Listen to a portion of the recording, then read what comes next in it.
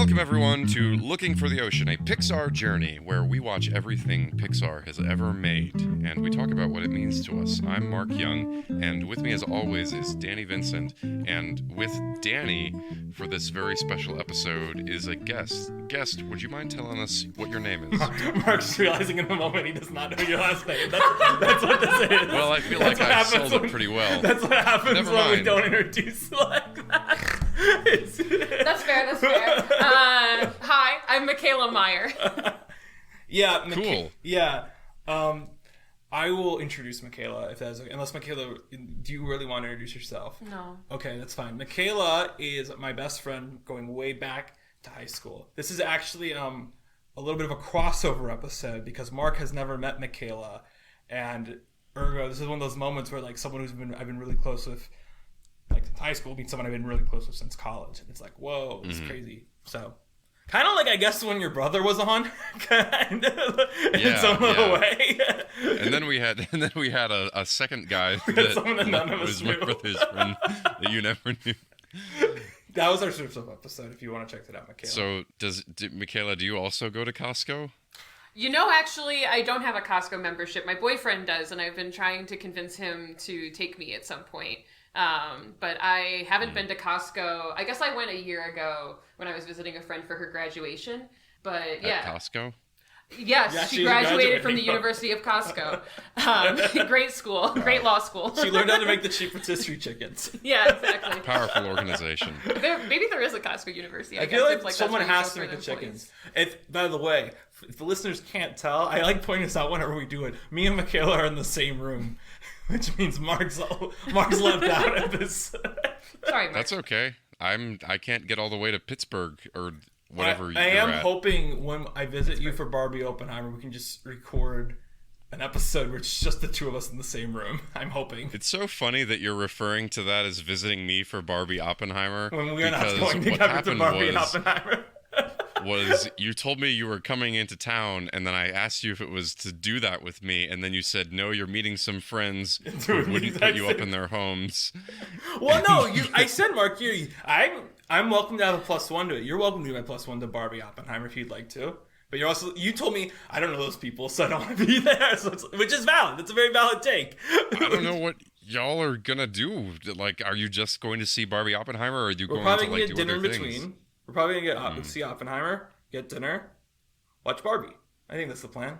By the way, the other day when I visited my dad on the way here to Pittsburgh, I referred to this event and I called it Oppenheimer, and he got very mad at me because he's like, "That's not his name. It's Oppenheimer." And I was like, "Okay, Dad, calm down." I'm sure at some point in this 3-hour-long movie, there's a point where someone walks up to Cillian Murphy and goes, "Hey, Oppenheimer." He's like, "It's Oppenheimer." I'm sure that happens in this thing. Title drop. Yeah. What was the thing I saw recently that had title drop that? Oh, it's in the new Little Mermaid movie. There are two separate moments where someone goes, "Oh, my Little Mermaid." And it reminded me of Little Women when Bob Odenkirk goes, "Oh, my Little Women." Oh, that's funny. Someone made that joke, and I saw that. I didn't know there was actually something that twice, happened in the movie. Because in the movie, there's like this thing where there's a memento little statue when Ariel doesn't have her voice that she picks up, like in Eric's little library, and he's like, "Oh, you found my Little Mermaid, didn't you?" And then Danny goes, "Oh, my Little Mermaid," to her again. So, Mikaela, I want to spoilers, I guess, for the Little Mermaid. I want to ask you, Mikaela. I know that Danny, when he was reaching out to people, gave people a list of movies that they could pick. And I wondered why you wanted to come on for Toy Story 3. I actually don't feel like I got much of an option. She didn't get a choice because we have a lot of personal stories about Toy Story 3 that we'll get into in the bulk of the episode. Mikaela and I, to tease a little bit, Mikaela and I purposely designed the destruction of a high school club where this movie had a very pivotal part of it. So... Okay. Yes. Okay. Yeah, I think it was, I don't even remember when you asked me. It feels like it was so long ago. I think it was literally when we were conceiving the podcast. I was like, "Can I mark you down for Toy Story 3? Yeah, that sounds right. That's right, because you were originally going to do it at a different time. I don't remember. It was literally I think I literally asked you last summer, would you be available for Toy Story 3? And you're like, "I don't know if I'll have a mic." And I was like, "Well," and then when we saw Megan in January, I was like, "Well, if I can visit you on Memorial Day, that will be right around when we're doing Toy Story 3 anyway, so I can just bring my mic and we'll record it then." Yes. So Mikaela didn't get a choice because she's personally involved in Toy Story 3. Well, I'm glad that you were select for a reason. What's your history with Pixar? I mean, I don't know if it's very unique necessarily, but I guess I've seen most of the movies. I realized the other day that I actually still haven't seen WALL-E. You should see it. Wow. We're a very big fan of WALL-E on this podcast. Huge fan. Yeah, the mature rewatch has been very positive for WALL-E. Yeah. Okay. It's well, we have a whole episode on it, but it is really great. It's like it's one of those things where the thing I kept saying on this podcast is even as a Pixar podcast where we love, or at least I love Pixar. I think Mark's likes Pixar a lot too, but I'm the one who loves it. I remember being like, this kind of transcends what a Pixar movie is, and that says a lot coming from me who doesn't consider Pixar being like having a limit to where it can go, but it doesn't really follow the tropes. Yeah. Which is what makes it cool. But growing up as a kid, I definitely feel like the Pixar movies were some of my favorites. Like I can still remember going to see Finding Nemo when it came out in theaters, and that wasn't something that I often did as a kid, go see movies in theaters.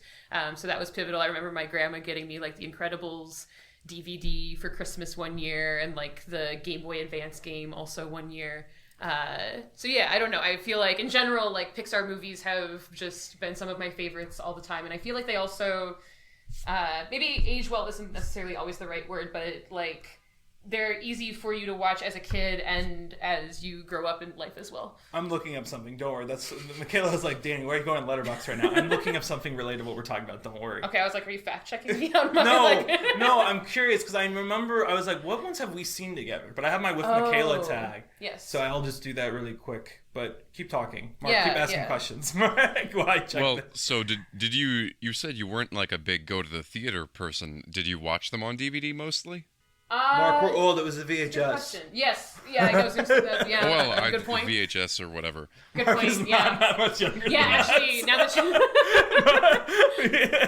that you say this, when I went home for spring break back in March, my mom was like, you got to look through all of these movies and figure out which ones you want and which ones you don't want. And you need to take the ones back with you that you want, and we're getting rid of everything else. And some of the movies that I think are potentially being donated somewhere are the Toy Story and Toy Story 2 VHS tapes, purely because I don't even think we have a VCR anymore that we have access to. So yeah, I watched those a lot. Those were actually the Toy Story franchise has been one of my favorites for Pixar. But yeah, I think most of the others I probably did see until I was like in high school. We watched it from the club on here. We'll get into that. It looks like Mikaela and I saw together Monsters U at the drive-in. Saw Wow. Sausage Party, which is not a Pixar movie. I just have it sorted to animation. But I remembered we'd seen Coco, and I remembered we'd seen Incredibles too. But I think those are it for in theaters. Yeah, it looks like. And then obviously I'll tag you for this with Mikaela when I log this particular watch of Toy Story 3. Yes, and with Torts. Yeah, with Torts. We're dog sitting for my friend Meg. Very this cute weekend. dog. Yes. I should honestly send you, if Meg gives permission, I should send you a picture of the dog. You should send a picture of the and dog. we can put it in so the episode picture. Meg and Torts, I think, we would need love to that. boost user interaction. He's a very cute dog. He's also very nice. I really like him.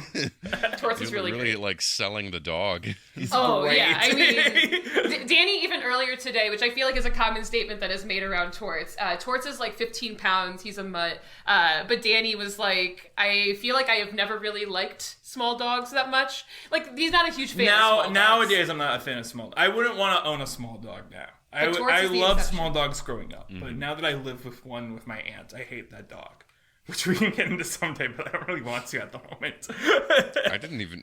Oh, I forgot that you had a dog that lived with you when you were recording. Well, I don't know how you missed that. Half the time you have to edit out the barks. Mikaela, what do you think of the Pixar brand? Like, I know that you have a relationship as a kid, but when you hear the word Pixar, what, like, pops into your brain?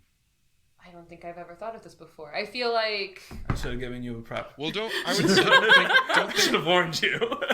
Well, I made a joke there beforehand where I was like, all right, so I want to have this on the record, even though Mark will probably get annoyed I say it, is that we're, in a way, at least for me, somewhat purposely recording this during the series finale of Succession, because I will not be able to watch it till I get back home to Chicago, and I don't want to be tempted by, like, the live reacts. And I was like, it'd be really funny if we asked, because Mikaela has seen like the first 5 episodes of Succession, and ask her who she thinks wins. But then she's like, I don't remember any of their names. So I'm like, oh, okay, so that bit's dead. But I prepped her for that, but not for like Not for the questions that you probably ask every single show. Yes. Great. Well, I mean, I didn't prep about one that I know Mark will ask. That's not an outline. Oh, but... yeah. Well, you always have to.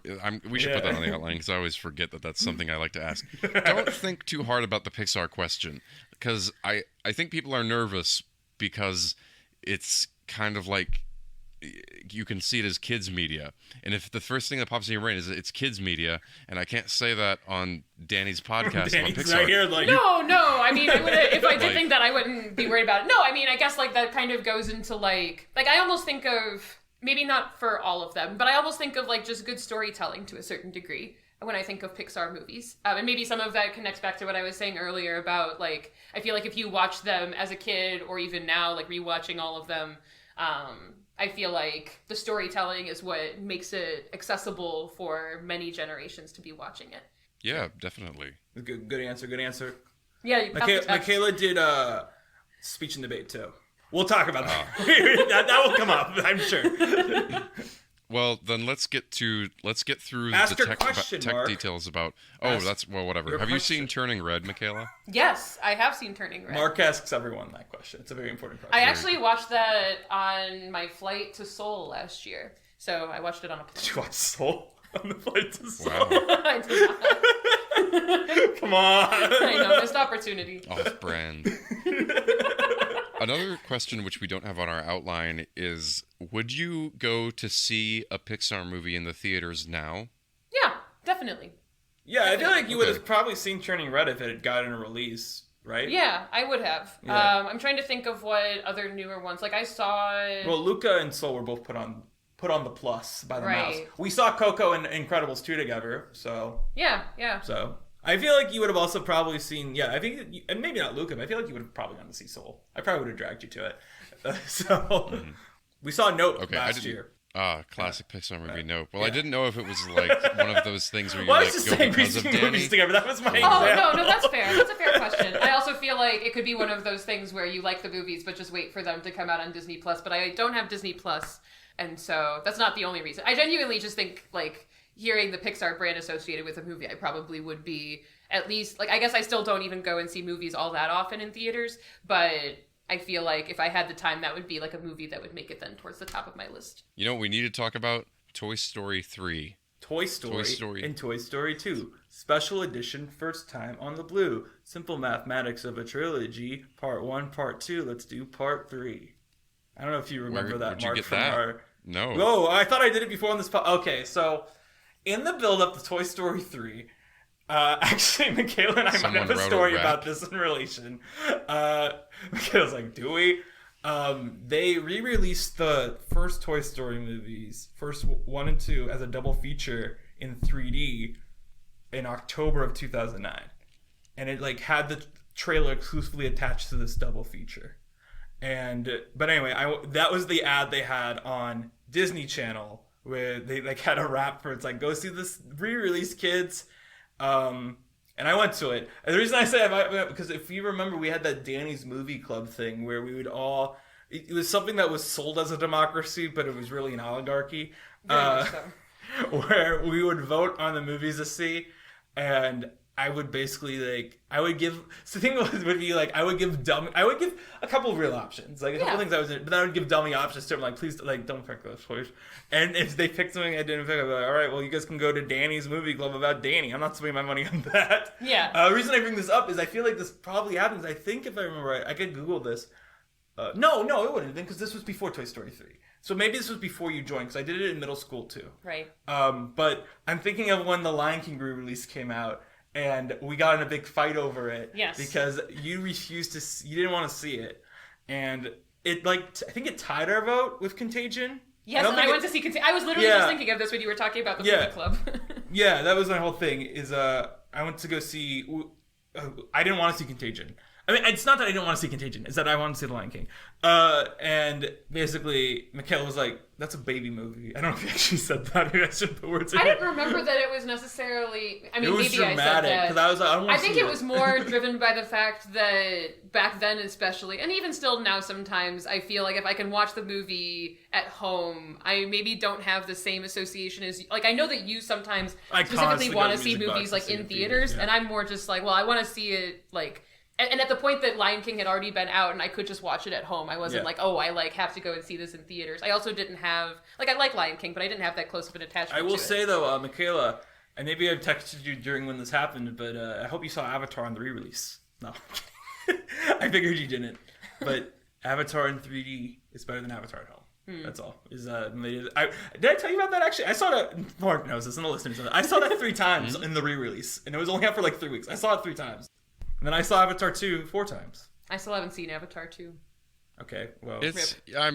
Well, you missed it. I know, that's something know. where you really should. I hate to be like... You just said, like, I don't mind seeing it at home or in theaters. I hate to be that way, too. I just had, like, I just had a thought. As someone who, like, liked it fine, I did have that moment in my stomach where I was like, oh, no. You've missed the window to see, like, the ultra... You gotta see it in 3D. Version, that's really it. Like, No, and I had heard that, and I truly believed it. It was one of those things where I just didn't have the time. Yeah. So it wasn't like... We should have seen it instead of Megan, but not really. I was fine seeing Megan. That's fine. But we saw Megan at a janky theater. It was really fun. It was like an alley in the middle of the theater. Great version in 5 years, you know, with the next movies coming out. That's true. They're probably going to put them out every time. That's a new movie. I'll just wait. Yeah. Go see 1 and 2 back to back. I'm sure they'll do like the Toy Story. I'll be like, Avatar 1, Avatar 2, special edition. Wait, you know what? I just realized the wrap is first time on the Blu. So I guess it was for the Blu-ray re-release, which happened after the 3D re-release. But regardless. I'm trying to like fact check you on this rap, but it's real. But I realized it can't be about the 3D re-release because the lyrics are special edition first time on the Blu. So it's about the first time they were on Blu-ray. So, but I think they had the 3D re-release, and we talked about this actually during our either 1 or 2 episodes. Is how the DVDs and Disney Plus have the re-renders for the 3D because they had to re-render the movie so they could just instead of like doing a painful 3D conversion, they could just re-render it and put it through their 3D software they had available for them for Up and Toy Story 3. Gotcha. But yeah. Anyway, we can talk about Toy Story 3 now if you want. Unless, Mark, are you still fact-checking me? Great. Sorry. I found the rap and it drowned you out. I'm sorry. Okay. It has, like, the slowest introduction ever, and you can tell that it's got some of that, like, we know how to light things because we've worked on a set, but it's just got some awkward vibes in the beginning. I don't know. Look Toy Story rap. Hmm? What are you talking about? What? The rap. We found the rap. Oh, okay. I was wondering why you're talking about production value. That's all. I watched a bit of the music video for the rap. Anyway. Toy Story 3. Toy Story 3. A groundbreaker. You know, I guess so. It is. But whatever. It's the first Pixar sequel in over 10 years. Yeah. I mean, they had to like figure out how to render trash bags. That was a big deal. There's a lot of cool stuff in this. I think one thing I was going to say about this, I guess I could save this for the, but I'm pretty sure we watched this on a 4K TV, which is the first time I've ever watched this, like any of these on a 4K thing, which I think Coco on it would be gorgeous. But anyway, it really puts into, and I'm sure we'll talk about this when after I'm actually done introing the movie, but like the radical leap forward in visual fidelity from 1999 of Toy Story 2 to 2010 of Toy Story 3. I suppose. I feel like watching Toy Story 3, because maybe it was approaching like this uncanny valley place for me, where I felt a little more like, I see the limitations of this, versus watching Al in Toy Story 2. I'm like, my God, they made a man. And that's kind of my thought about all of Toy Story 2, is it's just kind of like, well, this looks how it looks, but like it all works, you know? All right. I was just going to say, nothing in Toy Story 3 comes close to the, like, love of the image as much as the fixing Woody scene in Toy Story 2, which you see later in WALL-E 2 when they're flying through space. Can't wait for WALL-E 2. I don't know. It was just... Sorry. Yeah. The way you said WALL-E 2, I was like, yeah, WALL-E 2. Can't wait. Bring it on, Pixar. Sorry. Do it. I did. I fucking dare you. Anyway. This is not a... Oh, yeah. Welcome. Also, Mikaela, we never talked about this. This isn't really a podcast for kids either. We're more feel explicit. All right, cool. The only time I'll be Yes. for kids is when my parents guest. We won't give that disclaimer when my parents are on. But We anyway, never do anyway. It just kind of happens one way or another. Anyway, 2010. What a year. Toy Story 3. This is the only time in Pixar's, and this is actually a groundbreaker and still a groundbreaker for Pixar in one way. This is the only time Pixar ever is the domestic highest grossing film. Except for, I guess, 1995. But, so, actually, that might not be, I think 1995 Toy Story is the top domestic grosser. But Toy Story 3 pulling this off in 2010 is a little more impressive to me. That's more like the modern era of what I consider. I also would say something special about Toy Story 3, and we can talk about this more when we get to it, is I would consider this and Indiana Jones and the Kingdom of the Crystal Skull to be the first two legacy sequels of, like, this whole trend of, like, we go back to this old property and give you a sequel set years later, which is pretty much now, even 5 years after this movie comes out, starts dominating the culture with, with Star Wars, Force Awakens, and Creed coming out in 2015, and it becomes this big dominant, and Jurassic World. Three of those kind of create this thing where this is now what every big movie is. Like Top Gun Maverick last year was it. I feel like there's one this summer that I just can't think. Oh, Indiana Jones 5. It's been long enough they can do another legacy sequel. Actually, you know what else I should give credit to is Scream 4. Did that just come out? No, it premiered at Cannes. I haven't seen it because I'm not in France.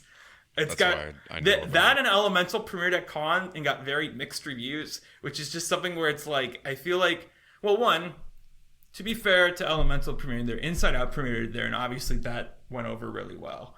But like, it's something where I feel like Cannes has built up this reputation even since 2015, where it's like, you're there for art films, really. The most like mainstream movie. Wasn't Top Gun well received? Top Gun premiered though before then.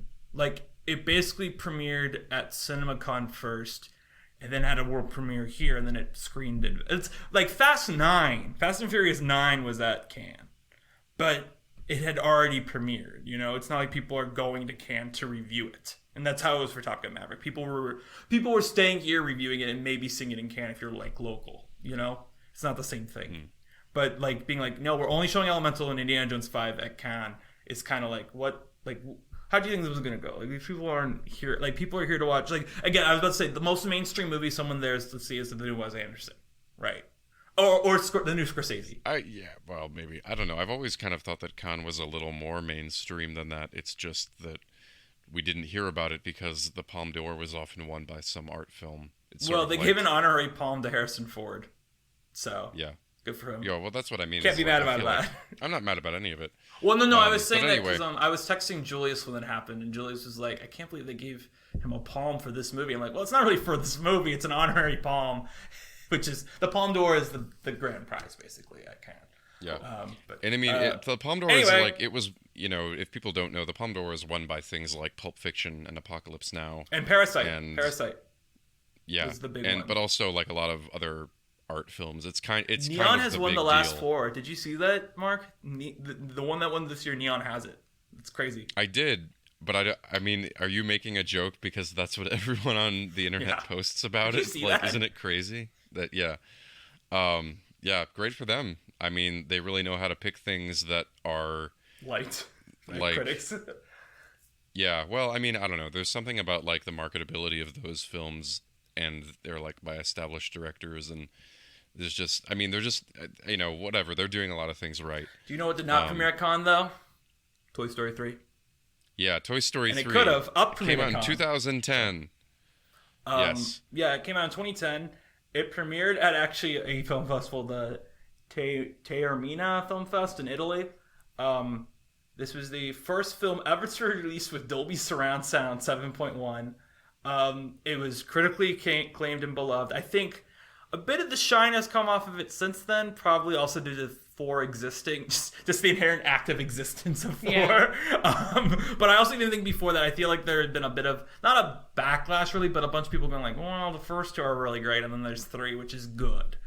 But I don't know how mainstream that is. That might also just be like, the people who are like, Up sucks after the first scene, which I feel like is a very loud minority. Well, what?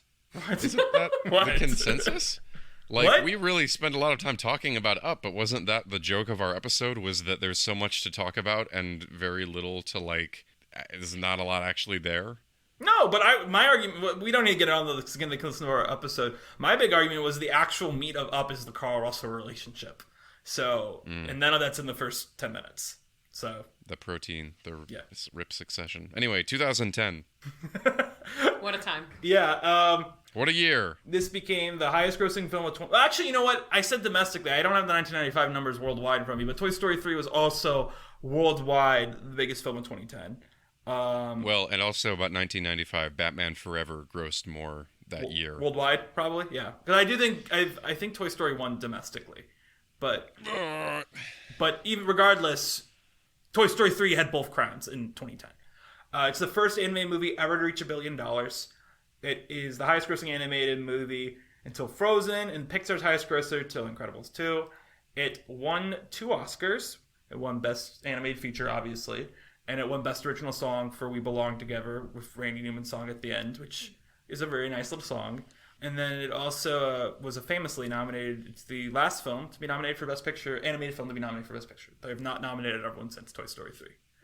I do think we will get it again because the Academy have gone back to their rules that they had in 2009 and 2010 that allowed Toy Story 3 and Up to break through. I just don't know when it will happen. I do think it will eventually happen though again. But I don't have a lot of memories seeing this film when it came out. I think I saw it in the theater, and then I saw it once, and that was about all that there was to it. It is funny that I looked this up. It's 2010, and 2010 I feel is such a big year for film and for me in film. We had so many directors with a lot of hits, and now their careers have evolved. Definitely think it always surprises me in a way because I don't have the exact number from you. But if I remember, Toy Story 3 made domestically $410 million. That's always what's in my head. It's like, what had made $410 million. And the thing that's interesting to me is, if I remember right, Inception makes $390, but Inception makes $290, I'm pretty sure, which is still a huge hit. But I do think, we think about summer 2010 movies, I think most people come back to Inception. That is the movie that was culturally the biggest movie of 2010, probably.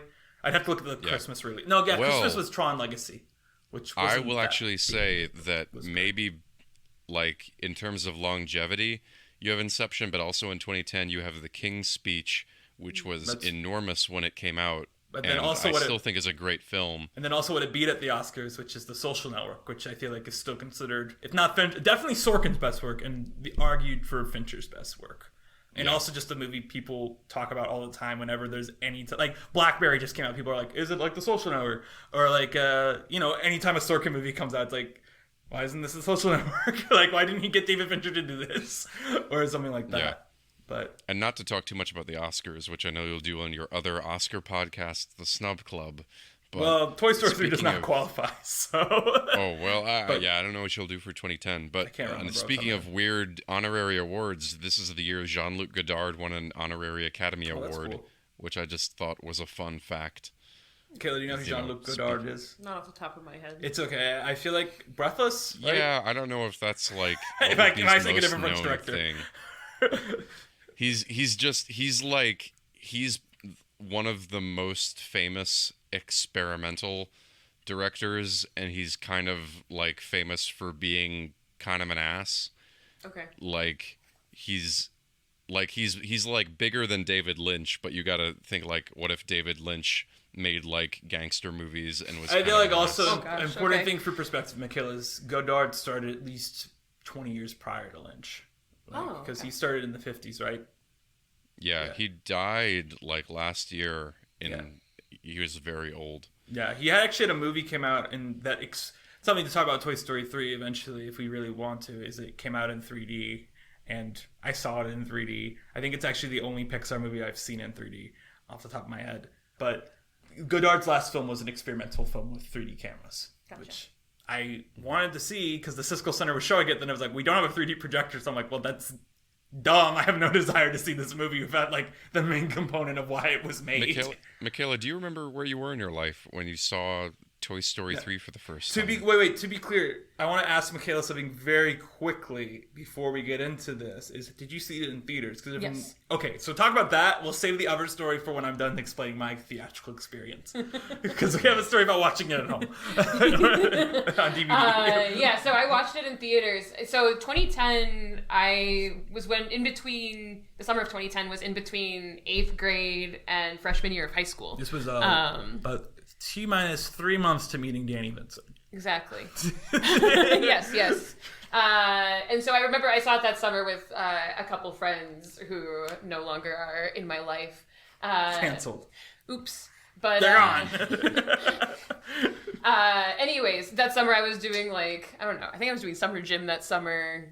Lots of stuff going on. But the interesting part of that was that in 2010, the school that I went to for 1st through 8th grade was technically it was a private school anyways, but it was also technically, if it would have been in a school system, it would have been not in the school system that we went to. My parents didn't move at all. It's just that then for high school I went to the public school, and so I didn't know anyone when I started there. And so that summer I was meeting a bunch of new people. It was another new beginning, not moving to college, but another set of new beginnings. Mm-hmm. But how was Toy Story 3 then? Sorry, do you remember what your thoughts on it were? No offense, I appreciate the story, but wait, what about Toy Story 3? No, that's the connection, is that it was okay. Yeah, there was beginnings. Oh, wait, the transition. Okay. I get you, sorry, I don't know why that flew over me. I get it, no, I get it. I thought it was new beginnings, like college, got it. And I was oh wait, because Andy goes, I'm stupid. Yeah, anyways, no, I liked Toy Story 3, and I think the interesting part for rewatching all of these is that I feel in Toy Story 1... Oh wait, to clarify for Mark and the listeners, Mikaela did her research and she watched 1 and 2 again for the first time. I think you said since you were a kid, right? Yeah, I don't actually... Yeah, I have no idea when it was the last time I rewatched them. I don't think I rewatched them for 3, even when I saw it back then. So, yeah, bottom line is that in Toy Story 1, I didn't cry at all. Toy Story 2, I almost cried during... when she Jesse loved saw me. him? Yeah. And then Toy Story 3, cried multiple times. And I remember I also cried in theaters Have I told you where I cried at Toy Story 2? And Mark knows this. Mark, I'm sorry. I just want to tell Mikaela where I cried at Toy Story 2. Is that okay? Yeah, that's fine. The part I always cried at Toy Story 2 is when Woody looks at the TV and it's him singing "You Got a Friend in Me." That always gets me. I don't know why. It's like that Pixar epiphany scene that always grabs you. No, that's fair. That's fair. Yeah. What about you, Danny? All right, so buckle in. I have a bunch of stories even before we get up to the one with Mikaela. So, I've always liked Pixar. We talked about this, I think, in our Cars episode that in 4th grade, I did my entire project about Pixar. And I say 4th grade because 4th grade was the year Cars came out, and it was coming soon, Cars, in the corner. And Ratatouille, because they actually had released a promo image of Ratatouille, too, at the time.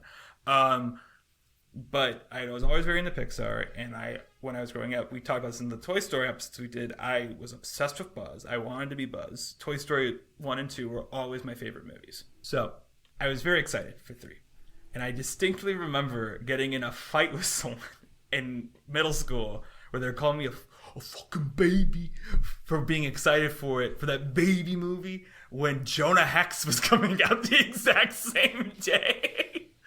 And they're no one's gonna want to see Toy Story 3. Just go see Jonah Hex. 2010 Do you remember was Jonah the year Hex? Jonah Hex. Let me look up Jonah. The name sounds familiar. Let me open it for you so you can have an image. What of an important year about. for me being aware of films.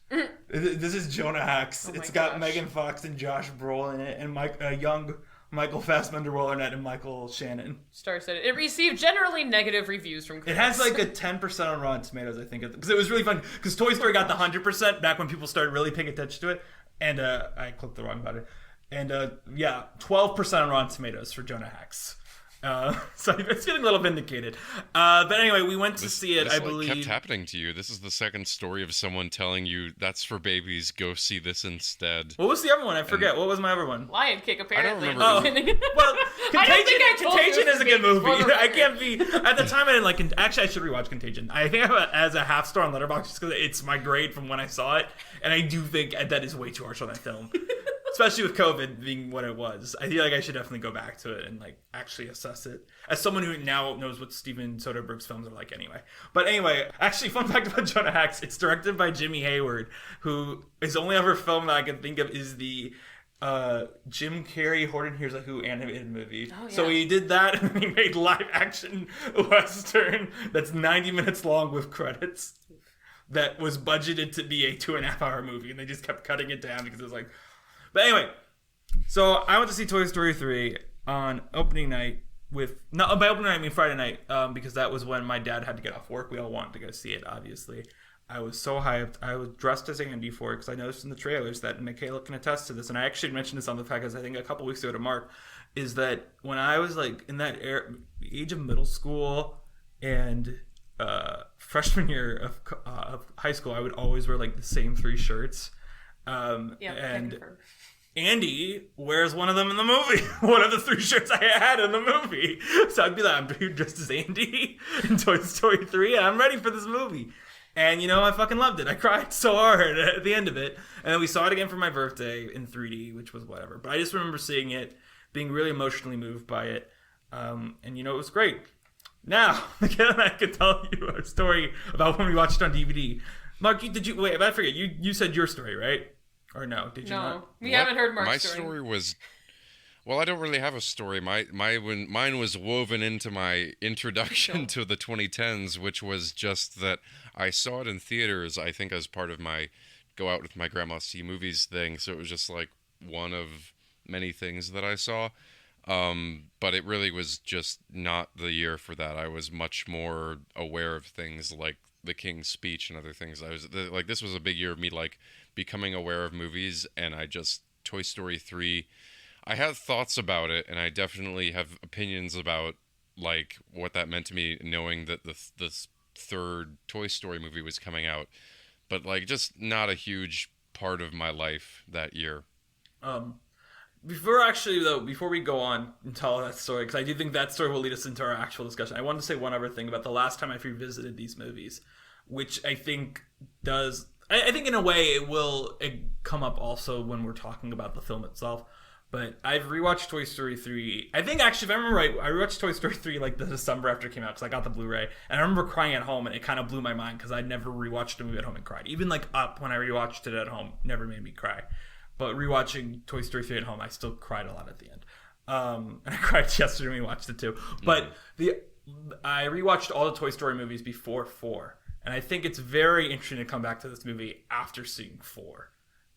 Rather than before seeing 4, because before seeing 4, you go to get to the end, you're like, I don't like that they're making another one. I'm mad that I'm going to see the new one next week. But now that I've seen 4 and I can watch this, I can more look at how they inform each other in a way that isn't necessarily going to be totally derogatory to 4 just existing. Yeah, that's an interesting thing too, though, is that when I went to see this movie, like we assumed this was the finale. Yeah, because like it's this weird thing now where the stories don't end, and at the time it was like trilogy. You have to have 3 that ends. Like it'll be really funny if they ever do make the 3rd Jump Street movie, because I do think at this point they might actually do it.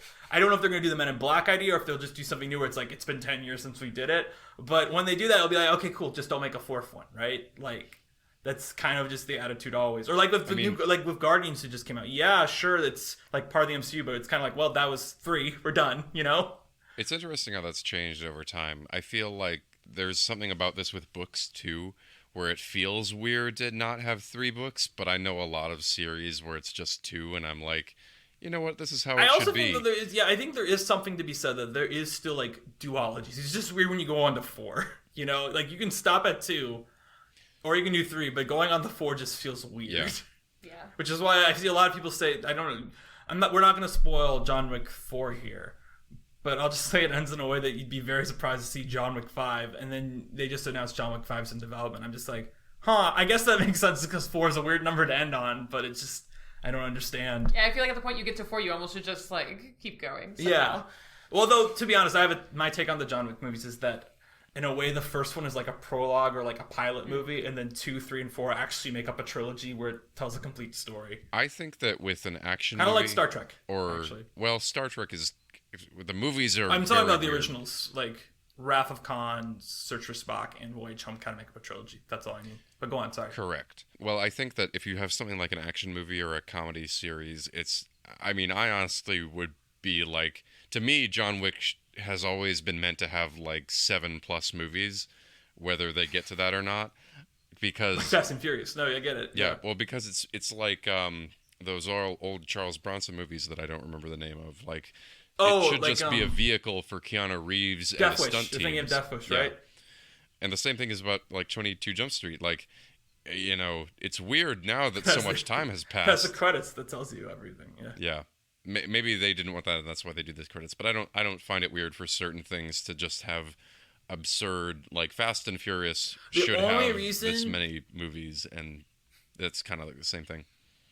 The only reason why I felt like Toy Story 3 always was needed growing up was because there is a joke in the credits of 2 which is now cut from Disney Plus because of problematic reasons, where Stinky Pete promises some Barbie dolls a big part in Toy Story 3. Which to me was a promise that they were going to make year 5 you watch that, you're like, oh shit, they're making Toy Story 3?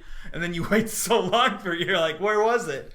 Also, the end of Toy Story 2, like, basically the end is that Woody is like, you know, I realize that Andy's going to grow up, but, like, we'll all be in this together. So it kind of also lends itself to, like, this it does, thing. but I do think it ends in a way where it's, like, it's also the kind of, like, the idea of it is okay. I do think it would have been, without the joke for 3, I don't think I would have necessarily expected it to. Especially because, you know, when you're a child, you're not expecting to jump ahead 10 years for the next movie. Sure.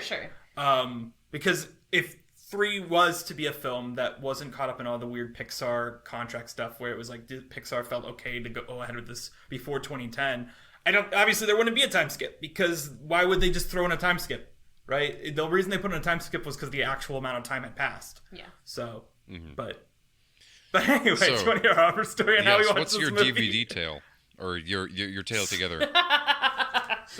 Oh boy.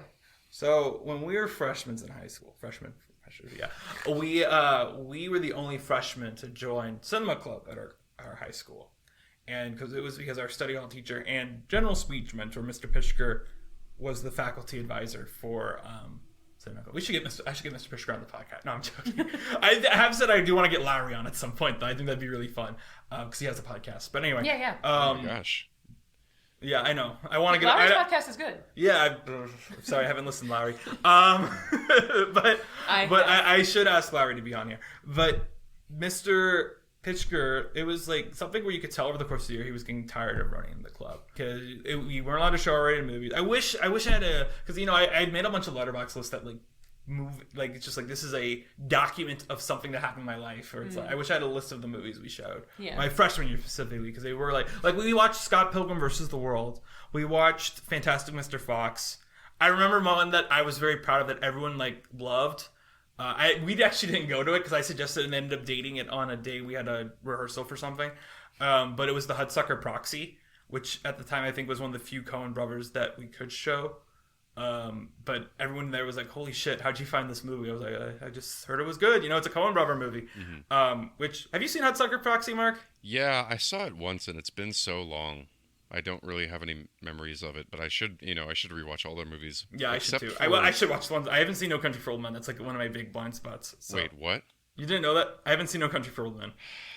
Wow, I mean, I haven't either, but that's on track for me. That's on par for me. I've seen There Will Be Blood. Y'all gotta do that together. That's so wild. I rewatched it like a month, like 2 months ago, and then just last month, me and my girlfriend rewatched it on my recommendation. That's one of my most rewatches ever. Rare that one of their movies lets me down. But anyway, you were talking about what's your tale. End of the year, we were deciding between. I think we actually were deciding between Toy Story 3 and Inception, the show, and we landed on Toy Story 3 because I think it was because Pishker hadn't seen it. Maybe that's me making up stuff that might not be true. But we watched Toy Story 3. You know, we all cry in the room, whatever. The story about Toy Story 3 is more that it's relating to Cinema Club because the following year. As I said, two things. One, Pishker was done with it. He was just like, I'm giving it to someone else. I can't do this anymore. And meanwhile, also, pretty much everyone who was actually involved with the club graduated. So basically, me and Mikaela inherited this club to do what we see fit with. And unfortunately, we had friends that weren't necessarily into cinema. And what did we show that year? Because we kept the Muppet movie. Well, the Muppet movie wasn't bad. I pushed for the Muppet movie because the idea was it was the new Muppets was coming out, and the original Muppet movie. Maybe we should have shown Muppet Caper, but the original Muppet movie is considered like a classic. The thing that I remember getting more pissed off about was they started, I think it was on Valentine's Day, you guys showed Valentine's Day, and I was very like, that movie's not even considered good. We could show When Harry Met Sally. We could show like a good classic rom-com. Yeah, and what basically happened would be these two other people that were a member of Danny's movie club, who I will now cite the Lion King incident as they went with me to see Lion King, and they sang along with it, which really pissed me off in the moment. Because if I'm going to spend money to see a movie I've never seen in theaters before, why the fuck do you think I want to hear you sing? Should have gone to Contagion. Okay, I'll sing along to Jude Law being Alex Jones or something. I haven't seen that movie since it came out. I feel like that's pretty accurate. But I also remember that experience because the audience like started applauding when Simba. Well, I thought it was actually kind of cool where Simba was like when Simba like breaks the stick and he's like, "Where are you going?" He's like, "Back to my home." And like I remember the audience cheering when Rafiki started cheering. That was cool. But anyway, they kind of just voted like, okay, I want to watch Valentine's Day. Okay, I want to watch that. And then they would bring up suggestions. It would be like the worst movies. The other important part of this is that, like, so it was Danny and I, and it was, I feel like... Should we talk about the fact five other people? Like, I mean, it also wasn't that many people to begin with. It's not as if we were, like, you know, bringing tons and tons of people to this. And it was literally just our friends. And then there was one, I remember a random guy would show up sometimes. Yeah. I do remember also, though, there was the faculty advisor. So the thing about Pishker was, and this was a very important thing, the part of Pishker I feel like I should have mentioned, is Pishker still would like have contributions. He wouldn't necessarily come up with movie ideas. He wanted us to come up with for example, one time the seniors voted to show Red Dawn with the argument that it was historically the first PG-13 movie, and Pishker was like, absolutely not. I'm not showing Red Dawn here. I don't care. We're not. You do that, I will quit and decommission this club right now. So he had a lot of power, and he used it. But our faculty advisor here was like, oh yeah, sure, you can watch movies in my room. That was basically her contribution. Yeah, so it basically turned into like our friends would stay after school with us and like watch a movie, and that's why I feel like it devolved into this like it wasn't cinema anymore. It was just like you're having a movie night after school on school property. Because why not? And it wasn't really good. Like you couldn't really cultivate a new audience because of that too. I felt like, you know. Well, yeah. I mean, eventually, at the time that we started, then showing movies that were not like quote cinema. Like anytime we're like advertising that we're going to show Valentine's Day or whatever, like who's going to show up to this? Yeah, like if you have freshmen like me who like are super into like the idea of what is movies, what is cinema, what is art, and you show Valentine's Day, you immediately show me, okay, I don't want to fucking go then because you're going to show a movie that's like got an 18% Rotten Tomatoes or whatever.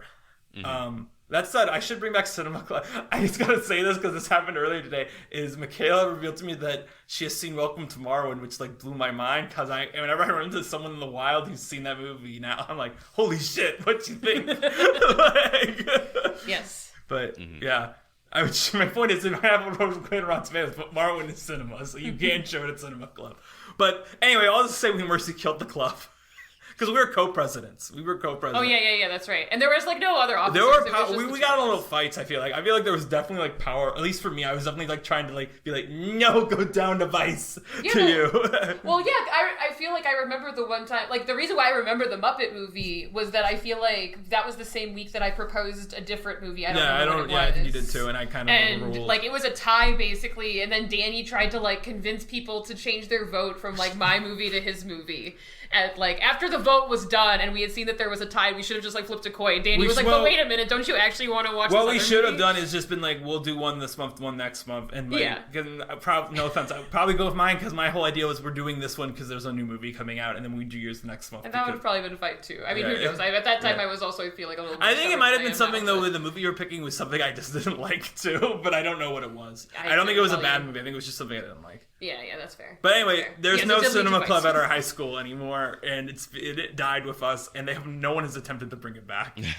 Which is really fun to see in its own way.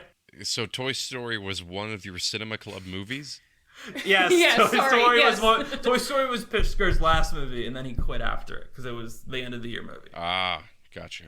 Yeah. And it wasn't that he quit because of Toy Story 3. No, because again, I think he picked. I think he was like choosing between Toy Story 3 and Inception. He picked Toy Story, so I think that made sense. Yeah, I think he was just busy with that. I think Leland wanted Inception. Oh, interesting. Right. Okay. So Leland was someone we were very close to our freshman year and then have never spoken to since.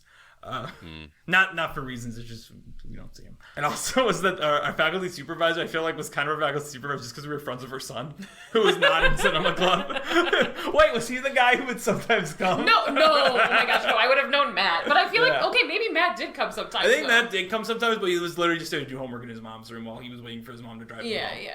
You know, he wasn't watching the movie. No, I remember the random guy was like a junior. Like, he wasn't even in our class. Yeah, if I saw him in the yearbook, I'd be like, that's him. But, yeah. I don't remember him. We didn't really talk to him much. Poor guy. This is interesting because not only do we have your perspective about Toy Story 3, we have, like, all the people that saw it around you. What was, like, the temperature with the people who saw it? I mean, we all liked it. It's Toy Story 3. I remember even Leland, who was pushing for Inception, I think he was like, no, that was a good choice to see Toy Story. I think he actually kind of had the attitude of like that guy who got in a fight with me who was like, that's a baby movie, I don't want to watch that. But then he watched it and he was like, oh no, that's great. Yeah, actually, maybe not. I feel like I shouldn't slander Leland. Because I remember Leland, the one thing I remember Leland texted me about after he graduated, was he texted me, have you seen Kung Fu Panda 2? Because it's really fucking good. That's the one. So I think he actually was an animation guy. So. What do we think about Toy Story 3? Do you feel like you've changed watching it since you were little? I mean, I guess that's what I should say, is that was my experience watching it. I don't really remember seeing it much the first time. I feel like the thing that hit me was the incinerator scene, but definitely on the rewatch, I knew that was coming, and I was more emotional at the end when Andy gives the toys away. I think I've always had that opinion. I remember leaving the movie being so surprised people had the take that, like, oh, the incinerator scene makes you sob so much.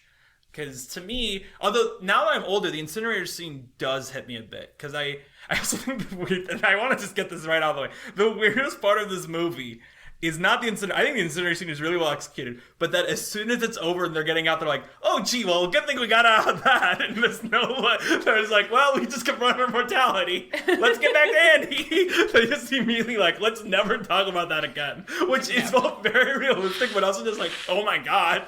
Like, the movie's like, no, we got to move right on. We can't dwell on what just happened at all. Yeah. Maybe this is the first, general thing we can talk about with Toy Story 3, because I feel like Toy Story 3 runs into existential questions about the toys in ways that I think are like, I don't know, is maybe not successful is the wrong way of putting it. It's just not. This is real like bad film criticism, but like this is just not what I want from a Toy Story movie. It's all about like questions of body horror and stuff like that, which is, you know, in general fine, but I was thinking about this, like, am I misremembering things from the first two movies? And I think in the first two movies they're just kind of people who happen to be toys, and in Toy Story 3 they're much more like actual toys who go into like this world with all these physical rules related to them being toys. But I think in 1 and 2, and especially like that's the Stinky Pete cutscene, which no one will know what we're talking about, is a good example of that. It's like, it's important that he's in the box, but he's really this sketchy old guy, and the Barbies are all starlets, that's an outtake. That's a even when that scene existed, that was an outtake. Like, it was not considered part of the Toy Story canon that like he was offering them roles in the next movie, you know? Well, another example, and it feels weird to keep bringing up the Barbie things, is like when they run into the Barbies in Toy Story 2, like it's running into a room full of Barbies, and it's like, oh, it's like all the sexy women trope. Yeah. But that is what it is. It's not asking the same questions as now we know the new Barbie is. It's like, why are we all Barbies? Like, isn't that where it's like, no, they are just women, and this is like Barbie who is here to help you. That is not about them being toys. But I think 3 does have, there was one moment in it where I really started thinking this is more like A Bug's Life than Toy Story, where it's like these are their, like, the toys have their own society that is very weirdly ours. And I'm thinking very specifically when Buzz goes in and sees the toys playing Russian roulette. And when that scene happened, I was like, this is kind of weird, because it's like, I think they're playing normal roulette. I was going to say, yeah. Sorry, I don't know why I said Russian roulette. I don't know why I said Russian roulette. Imagine Toy Story 3 Russian roulette. Nerd guns. Oh my gosh. But, Anyway, but like that really threw me. What else was it? I was gonna say something else about. Wait, one thing I wanted to say, Mark, and then we can actually pursue this. But you made me think of something with this movie that threw me off, and it gave me the solution, which is there's a moment when Buzz like comes back to life and like it becomes normal Buzz again. He goes, "Was that me?" Like he's a toy that would have farted. But now I remember that in Toy Story 3 there is a joke where Pete's like, "Woo! That's what they call me, Stinky Pig." That's like, also in the an credits where outtake. he farts. Yeah, but my point is the fart had been established. But also, and then that moment still takes me out of it in this movie. But anyway, sorry, what was your point? Sorry. Oh, well, my point was that I just don't like when they deal with questions about the toys as toys. It's much more interesting to see like a power struggle. They're like having a power struggle, and that's Woody and Buzz's dynamic. Or like the abandonment of Jessie is not a toy problem. It is facilitated through the vehicle of we're in this world where toys can think, but I think that's something that doesn't necessarily have to be like a toy problem. I think that all the potato shenanigans in this movie are like too toy specific. Do you not like the eye stuff? I think the eye stuff of Mrs. Potato Head is very interesting. Where she loses her eye. Yeah, I think I like that. It's not even. It gives her something to do is really more it. I think that's the clear difference here between 3 and 4 to me, is that 3 actually finds a way to be an ensemble piece. Well, that's actually my complaint about 3, but I'll hold on to that. Really? Yeah. I think that's its strongest asset. No. And I hate to bring this up because I feel like fight. it's so common for me to like front load my negativity and then run out of steam by the end of the podcast. But take number 2 is that you don't need 3 characters to make every punchline. Every time somebody says anything, it's like we hear from like 3 people every time. Why? Okay, no, that's fair. That's not what I mean. I mean, though, it's nice that during the prison escape, they give something for every character to do. That's what I mean. It's cool that we get a moment where here's Slinky Dog. I'm not saying like them all having jokes is great. I'm saying like finding a way to make a plan where every single character does something, I think is really fun. And making time for like Barbie to do something. Making time for like Potato Head to do something. Like, I know you don't like the Potato Head stuff, but personally I do really like the pigeon bit. I think that's really funny and clever. And I also, in a way, I really do like what this does specifically with Mr. Potato Head, just because Don Rickles died pretty soon after. So it's like we got all of it out of our system here, right? Mm-hmm. Even as this franchise goes on, we're never gonna get Don Rickles. They're never gonna continue with Mr. Potato Head because Don Rickles is dead. Like, they used archive audio in 4, so it's like cool. I don't know. I enjoy, because I remember my thing with 3. My thing with 4 is it is just a Woody movie, mm-hmm. which is fine and dandy. I kind of wish it was. One thought I had when I was watching this is I kind of, and I think I'll say this when we watch 4, is I feel like Toy Story 4 might have been better received if it wasn't titled Toy Story 4. If that makes sense, like if it was Toy Story : something, you know? Yeah. I think it would have been, because then it'd be like, this is the original Toy Story trilogy. And this is another story in that world with those characters. Yeah. Because I think it just being 4, where it's like, it's on the same levels as all the other ones, it's just kind of like, well, but no, because 3 is the clear end point for all the characters, not just Woody. I think it would be more critically acclaimed and would have done worse. I guess. I don't know.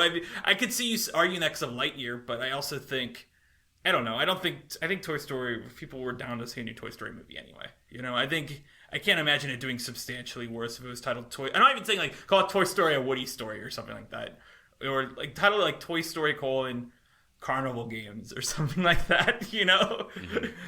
Well, I don't know. My take with it was just it did just feel a little too much like they were giving screen time to all these different people who you just like don't need to. You don't need to like. And maybe in like this ideal world, then every movie is an ensemble movie and everyone gets an equal amount of screen time, and I'm sure there are like contract things related to lines and stuff like that. I just like they're secondary characters. Let them do what they do best, and like you don't need to like keep making them part of it somehow. I think another part of it is the kind of what I was implying, where this kind of begins creating the tropes of what a legacy sequel is. And a lot of this is, you know, you haven't seen these characters in 10 years. Pixar is on their side, they're very excited to play with these toys again, pun intended. But whereas for audiences, it's like, yeah, you want to see Rex, yeah, you want to see Potato Head, yeah, we want to see Slinky Dog. You want to see all of them, and that's why they're giving them all this time, is that it's like, we know you want to see these characters again. We know everyone has a favorite Toy Story character that isn't Woody or Buzz. Which is, in a way, I think why Buzz is so brainwashed for a lot of the movie, in a way, is that, because they kind of figure, you have Toy Story 2 for Buzz. And in a similar way, I think Jessie does not get a lot to do here, even though she does get a lot of screen time. But again, you have Toy Story 2 for Jessie. This is the Toy Story movie where we're going to give Rex and Ham and Slinky Dog stuff to do. We're going to give the Barbie from the first movie stuff to do because we have rights to use Ken now, too.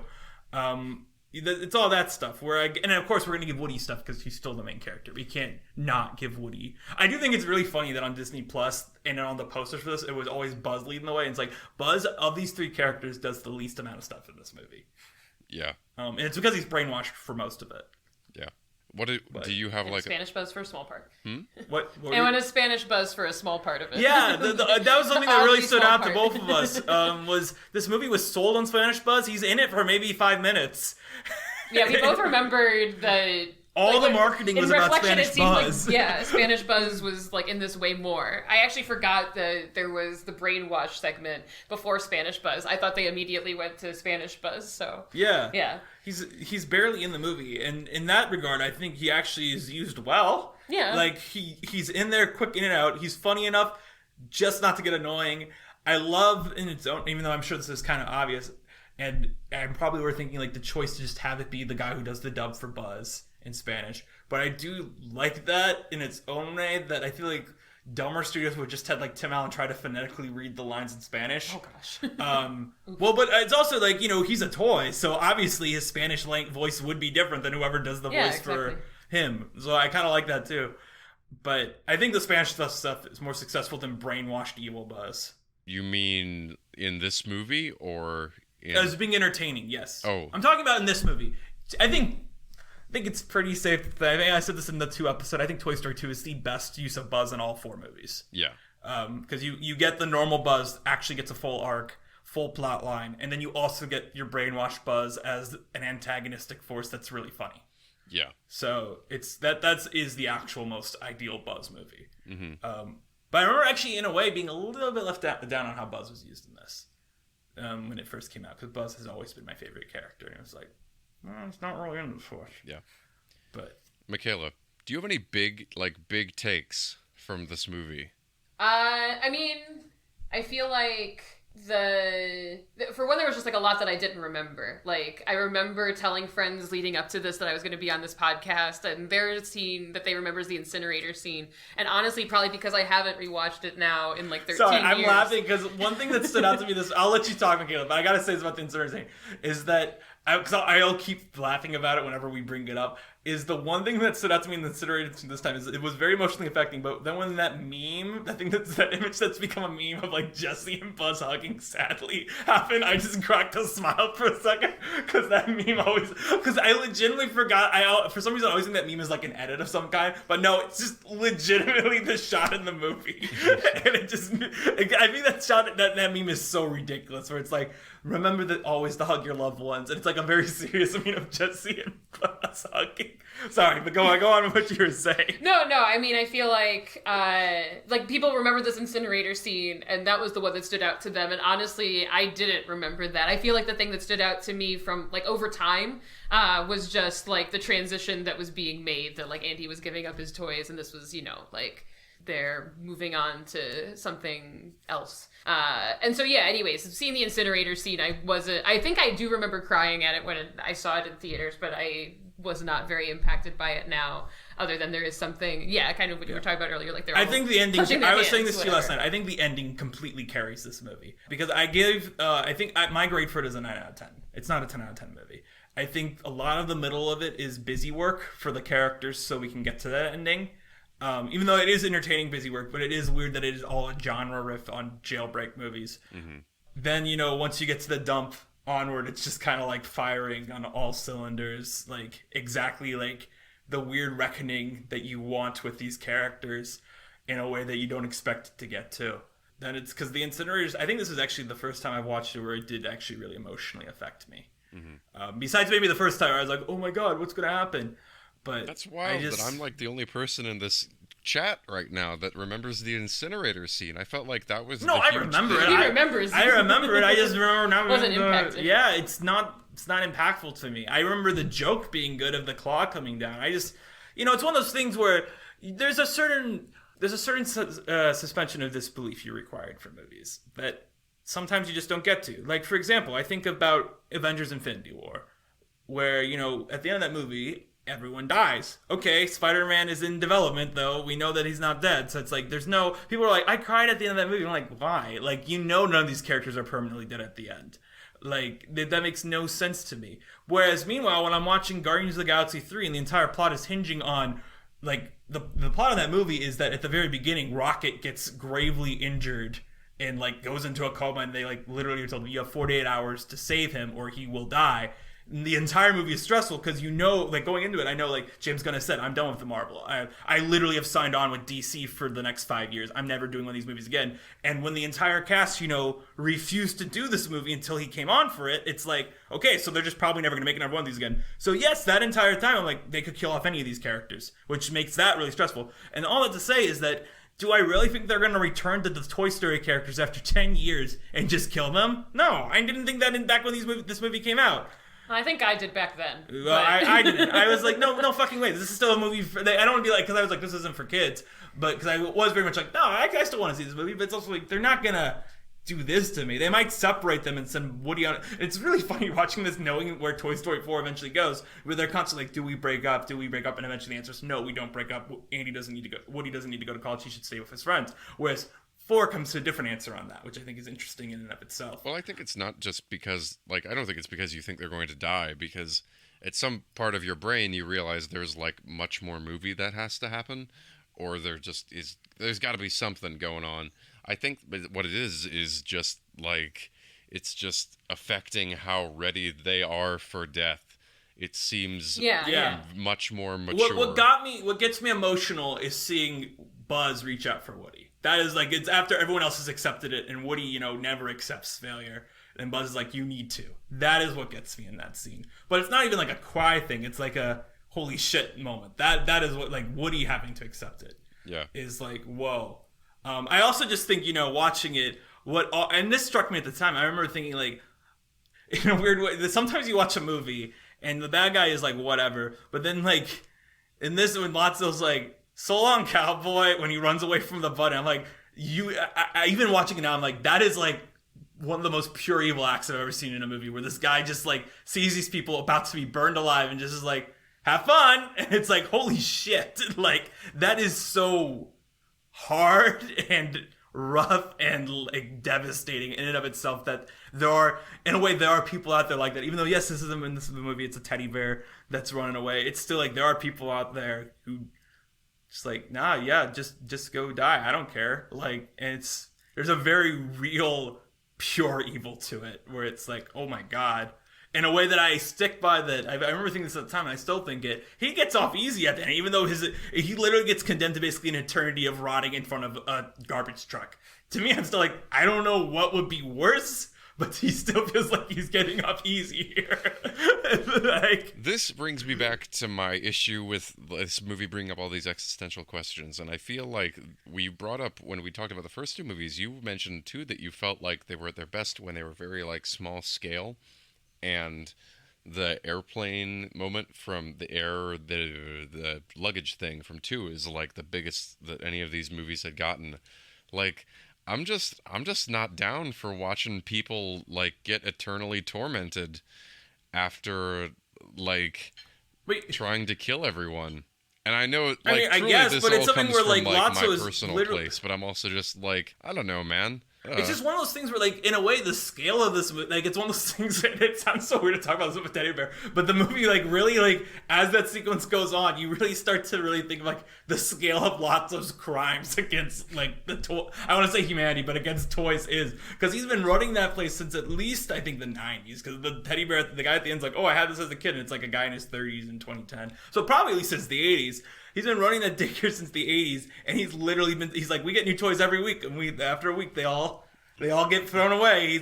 He's just making like a conveyor belt of death, and it's just like, oh my god. Yeah. You gotta wonder, like, how have they not had a Barbie there in 30 years? Hey, man. Yeah, good question. Well, She's not like other Barbies. I guess Barbies were valuable. Yeah, you don't donate a Barbie, you donate a Ken. yeah. I guess so, yeah. Yeah. I guess or maybe kids bring their Barbies from home, you know? But they don't necessarily have a Ken at home. Maybe. But that could be it. Yeah. Maybe. my take is I do love Ken. I like Ken with the exception of the joke with the bookworm. That's the one time I'm kind of like, this is a little dated. But otherwise, I do like Ken. Well, there are lots of times where you're very aware this movie kind of has the curse of just having to be made right in the middle of when, like, metrosexual was a term. And now we're, like, just at the end of that. But this was, like, right in the middle. It's wild even seeing that, like, end credits scene where they're like, oh, Ken writes like this. What? And I'm like, that one's a little. That one's iffy too. You're right. I'm like, well, all right. But I don't know. I think he's a great character. That humor really appeals to me, and I need to stop talking about, like, my personal, like, I just had a great time doing this. Well, no, I think Ken is good. Ken is very good in the movie. I remember Ken being like it was Spanish Buds, and Ken was what this movie was sold on. Mm-hmm. And I do want to make the joke I made to you, which is that the movie opens with a monkey nuclear bomb. So this is the original Barbie Oppenheimer crossover we've been waiting for. That too, like, why is there a nuclear explosion in Toy Story? I mean, I think it is a decent gag, but it also is weird that it's not really acknowledged on. It's just a monkey bomb, and it's a mushroom cloud. It's weird. Well, something for the parents. Yeah. I think Ken in general is that, though. You know, there was a joke that really had me cracking up that I know I didn't get it. What was the name of the outfit he had? It was like the green jacket. Yeah. He called it something, and it made me laugh. There also was a moment in this where Buzz was like, look at the transom. And I was like, I've never heard that word before in my life, even though I've seen this movie like 5 or 6 times, and I had never watched it with subtitles on. So I was like, what do you mean check the transom, Buzz? Why do you know that word? Check the what? Large vocabulary. He says check the transom, which is like the window above the door that's like a little bit opened. Yeah. And that's how he gets out of the room. Wow. Is like, you know, he does like the gymnastic thing where they throw the broom in front of it and he jumps out. That's just, my brain just did not accept. Well, that I hadn't heard it till this time either, and it's because we had subtitles on. That's the only reason I heard it. Mm-hmm. So it's always wild, like, the vocabularies of some of these characters. I think that it works when it's like Ham, who watches a lot of TV. Other people frustrate me. But I think Trixie and Rex I can buy it with too. They're both gamers. Internet, yeah. They're very into the internet. Mm-hmm. Very cute too, seeing this is like a pre-iPhone movie. Yeah. I also think it's interesting to have I think in its own, I don't really like, I always feel like the toys Bonnie have are a little overrated, but I do think Kristen Shaw as a female Wallace Shawn is really brilliant. Like, of course, like that's, who else would you cast for the perfect counterpart to Wallace Shawn? Mm-hmm. Of course it's Kristen Shaw. I also like Mr. Pricklepants. I can't be anti Mr. Pricklepants. They are very delightful. Do you like Totoro? Totoro? Oh, yeah. Sure. Yeah, we caught it, yeah. Yeah, at the time, back in 2010, I don't even think I knew who that was. But yesterday, I was like, wait a minute. Why does she have Totoro in her room? Yeah. Actually, while kind of we're on that subject in terms of, like, characters, can someone remind me why Bo Peep wasn't in this movie? What happened? It was something where, actually, I remember at the time they said they had a whole, I remember, because they had, Toy Story 4 was already beginning development when 3 was in development, because it was like something where, I think the whole thing was like, there's no reason to donate Bo Peep to a daycare. There's no way to fit it into this plot we have going on. We're already juggling a lot of characters, and then like, well, there's got to be a story where Bo Peep, and I remember them saying they already had the story in mind when... And, you know, 4 opens with the story of how she left. Yeah. And I think the movie is better without her. I actually do like what they do with her in 4, too. Maybe she gets a little too badass, but whatever. You know, it's okay. I'm not like, you know... Well, you know, like, there's this thing where... Yeah, what... Well, there's this thing where, like, there's this whole thing where it's like everyone wanted to make a Furiosa. And I don't think pushing Bo Peep into being Furiosa is necessarily, like, that cool. Like, I think there's a way to be cool without being the generic female badass. And I think her depiction in 4 kind of... We can talk about it when we get to 4, but I think it does kind of, like, straddle that line where it's like, this feels a little too much to me. Like, it doesn't feel fully like the character we left with. I'm not saying she can't be cool, but I'm saying that, like, I think I also haven't seen 4 since it came out. What are your thoughts on I mean, this, also the character Mikaela? you left with was like... Well, no, I'm just thinking... Because actually one of the other comments I was going to make is that as we're talking about this and as, like, I was watching the movies, like, in Toy Story 2, for example, when the toys, like, go to rescue Woody, it's, like, Buzz, Rex, Ham. It's, like, all of them. Women better, yeah. Yeah, and then, Barbie, like, I really like in this. Barbie, we like Ken and we Barbie's like great. Barbie. But I guess where I'm going with this is that, sorry. like, this franchise tends to, like, I mean, and this is probably just a product of its time. And also, like, Andy was a boy. We presume that, at least in terms of how the writers were doing this, that, like, they wrote these toys then. Well, also, Pixar has a stuff. boys club problem that is very well done. You know the thing before, right? That Rashida Jones was going to write it. And then she left because the work culture at Pixar was not conducive to women. Oh, great. But things are supposed to be better now. We don't, like, they fired John Lasseter in 2017. So, and he was, like, you know, obviously the head of the Serpent. So I don't know, just like thinking also of them like both like and I haven't now rewatched 4. Rewatching 4 was not part of my homework, so I haven't seen that now since it came out. I don't remember it super duper well, but like I mean to say that she's different than the character we left with. Like I mean she was. Well, like, she's got to be different.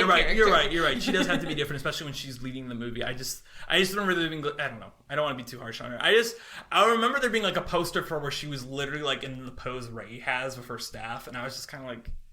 She doesn't need to be Rey. You can do something cool for about her just, like, riffing on Star Wars iconography or, like, Furiosa. And the reason I say Furiosa is because I remember there's a part where she, like, loses her arm in it, and this was very, like, come on, it's just Furiosa.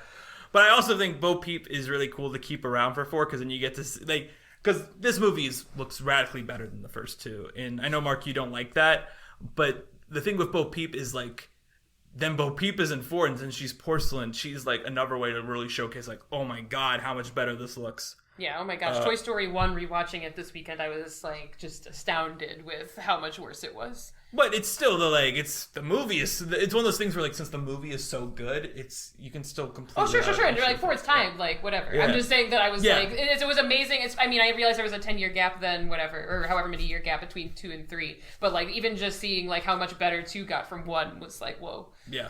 Yeah. Because they were figuring it all out on the first one, but. I don't know what the deal is with 4. 4 just, like, even when I watched it earlier this year for the first time, I was blown away by how it looks. 3 is just... Yeah, 3, there are things... Well, 3 is just like the update of fidelity. It's like, holy shit, like... just how much... The reflection... Well, I think very specifically the reflections. Like, off of Woody and off of Buzz and off of... Like, there's one shot in it where, like, when Buzz gets licked... and it's just like, oh my god, how'd you do that? That shot of them being lit. Or like when Jesse's being used as paint, where you're like, oh, how? Like, those shots in and of themselves you would never be able to see in the first 2. Or even to me, maybe even seeing The Incredibles, which is just, well, that's 6 years before this. That's not too long ago. But that is pretty far still, but still. Mm-hmm. There's some crazy shots in this. And of course, and the thing that's also a key to this is that, Up, we talked about, Up has a little bit of stylization, and so does WALL-E and Ratatouille. This is Pixar going back to, like, we had to make them look realistic, and specifically Andy and the humans look crazy in this. And I do think they actually do border Uncanny Valley in some way, but it's on the border. It's not there yet. Yeah, I don't mean, it's not that it's not there, it's just that things stand out to me more if they're, like, a little bit off. So it's a big leap forward. I'm seeing things, especially with the garbage bags, which I was reading about before coming on here, how difficult that was. There are still things with the garbage bags where I'm like, well, you got, like, so many things right, but just this one little the shot moment. Of Rex, like, being submerged in the garbage bag is just so, like that is, like, the thing where I was like, oh, I'm glad I'm watching this in 4K, Yeah. Well, but anyway. I do think, I wanted to talk, because Mark, I know you said that when we texted you last night, you're like, can I just watch Up instead? I don't want to watch the Up. Opening. I didn't Well, no, you said you didn't like the opening of this movie. And I think it's interesting, because I do think the opening is by far the most it partakes in Easter egg culture, which was not really a thing in 2010, but now it is pervasive in all these legacy sequels. where it's like, oh, like the trailer for Flash is sold on Michael Caine going, let's get nuts. And it's just like, he said that once in a throwaway line in Batman 1989. This was never his catchphrase. You're just having him say it because it was like the action figure phrase of the toy. But I think this movie front loads all that in the first half because it also is trying to lull you. It is playing with nostalgia. The whole point of this movie is like it wants you to remember what it was like watching this when you were a kid. Yep. And having to move on from your own toys. Yeah. But I do think that also in a way hinders it, especially like if you were a kid now growing up with it and this movie just exists as something to watch on Disney Plus next. The fact this movie just opens with it's a remake of the first movie but in big budget and Jesse's here because it is pretty much just the opening scene from the first movie. Yeah. Jesse. I also just remembered Armin White's review of this, where he, of course, hated it, but he referred to Ham as the big bad guy of this entire film. I just remember that being a thing. And he somehow spelled Ham wrong, which is its own thing. Where it's like, how do you do that? Who's Armin How White? do you misspell Ham? What? Who's Armin White? You don't know Armin White? No. I don't blame you if you don't know Armin White. It's fine that Michaela's not. Armin White was the guy who is like famously a he still is. He just got discredited from Rotten Tomatoes very soon after this because he gave Jonah Hex a great review and Toy Story 3 a bad review. He's the guy he's like a conservative reviewer who always gives movies that are like acclaimed bad reviews and vice versa. I don't know, you should just look him up. Like, I don't even know how to really describe him. He has like really whack takes and he still always has whack takes. He was like this big thing where like this movie had 100% on Rotten Tomatoes till he reviewed it. Oh, gotcha. Dang. And this movie like was like, again, this movie came out just I think when Rotten Tomatoes culture really started becoming a thing.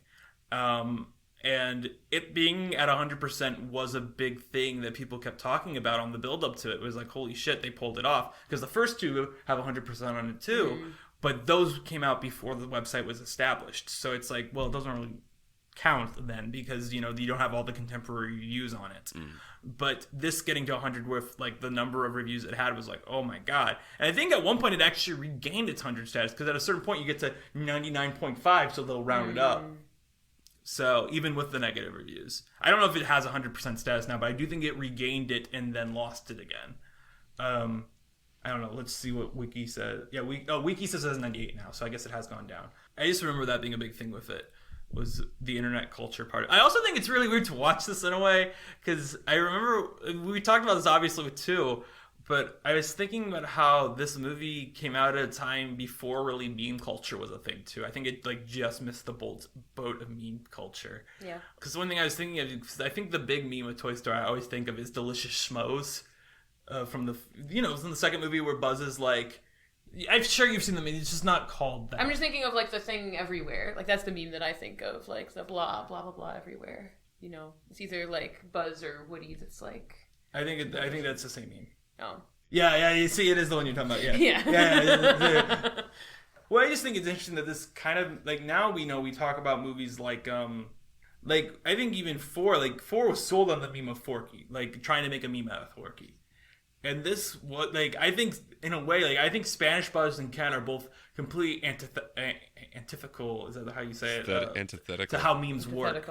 Yeah, I think they're completely against how memes work and how you would play with them. Because obviously you can't caption Spanish Buzz because the whole joke is you don't understand what he's saying. And with Ken, it's problematic in a way. This thing that feels vaguely like it should be problematic, even though it barely is, and only a couple jokes are. I also want to say very quickly for Mark. I'm always surprised when I watch this and I see Richard Kind was the bookworm, because even though it is just a Richard Kind voice, I never clock it as Richard Kind. One of those things where Richard Kind is you would know him more from Pixar because he's Bing Bong, but that's his most iconic Pixar role. Mm-hmm. And he's also, I think, in Finding Nemo somewhere, but I can't remember who he's in Finding Nemo. Man, I should have thought of. Did I say Richard Kind? I said Richard Kind, right? Yeah. Okay, good. I was worried I said Richard Karn. No, you said Richard Kind. Okay, good. This is kind of funny. I totally forgot about Bing Bong. It's not actually a funny story. I was at an event where I was serving drinks to people, and Richard Kind was one of them, and I could not explain to people who he was. But you should just say Bing Bong. That's my problem. I didn't know, I don't know Inside Out well enough. I don't much care for it. Yeah. But I would say his most famous role is probably Bing Bong in movies, at least. I feel like he must have some live action thing though. I love his role in Tick Tick Boom. You've seen it, right? Yeah. He plays so Bradley Whitford is Stephen Sondheim, and Richard Kind is the other guy at the talkback, where Richard Kind's like, that was one of the worst things I've ever seen in my life. And Steven Sondheim like, I thought it was pretty good. He's like, okay, it was good, but and that's Richard Kind's role in that movie. And I think it's like a really good Richard Kind part where he's just trying to suck up the Sondheim while also thinking Jonathan Larson's show was shit. But yeah, that's what I think. That's my recent. He's also very good in Beau is Afraid, even though he's only in the last scene. Well, that's his whole thing. He's just like there for a second, and then you're like, oh, well, that's Richard Kind. But it's like, how do you convey that to people? Mikaela, I'm going to show you who Richard Kind is since we're just talking about a voice actor. But he is the guy who voices Bing Bong, which is I feel like to me Bing Bong's voice. I know Mark, you're not in that, but inside his voice is very prevalent. Oh, he's in A Bug's Life also. Yeah, he's a character actor. He's in a lot of stuff. I think I see he's in Bombshell. I feel like he was like Harvey Weinstein in it or something like that. I was gonna, yeah. I feel like he was. I think he was like. No, yeah, I saw it with you. Bombshell. Oh, he's Rudy Giuliani. Yeah.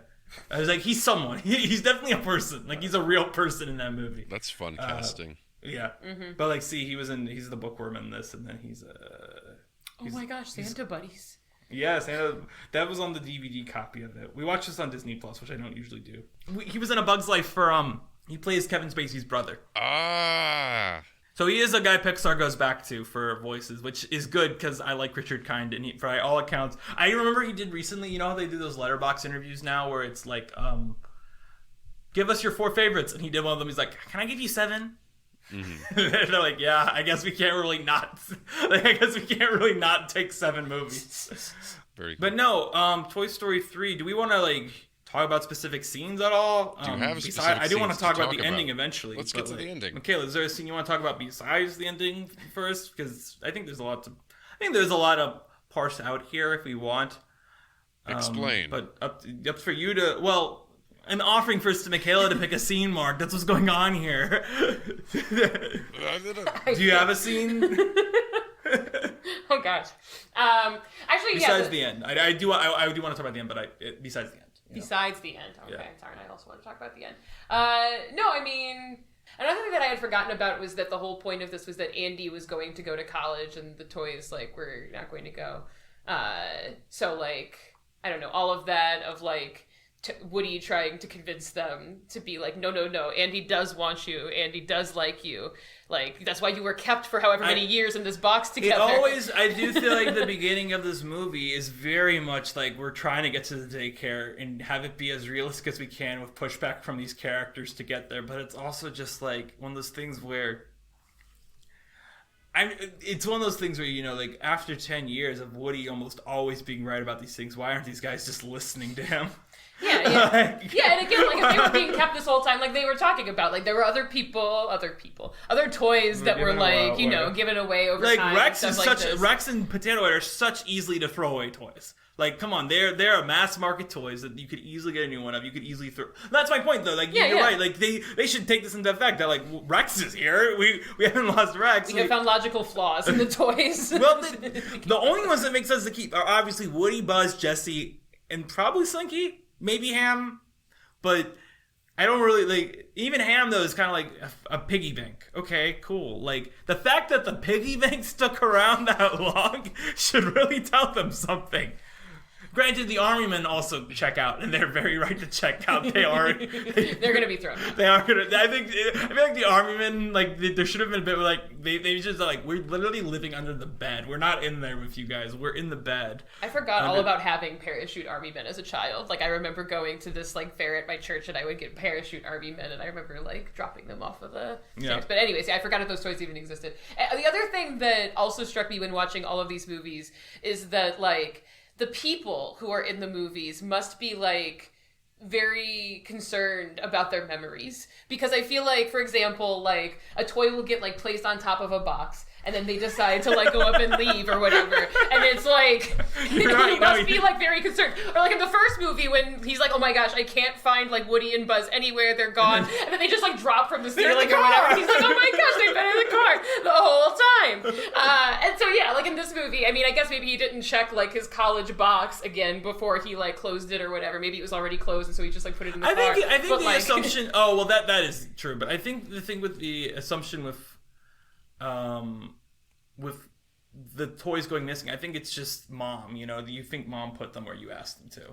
Oh, At the very I mean, beginning of the movie. I guess, but like, I don't know. I feel like mom also must have like, okay, when Woody then gets stolen from like the cash box or whatever, like Woody's mom, or like Andy's mom must have been. Yeah, honestly, that's like, the Pixar short film we need for what's 2 this? is Andy's mom like struggling to find Woody and being like, how do I explain this stuff? And then going up to the room being like, wait, where's Buzz? I can't even give him Buzz when he's back. What's going on? Also, side note, I did not remember at all before we were watching these movies that Andy's mom was a Jesse single just shows parent. up at the end. She's like, what the? Okay, whatever.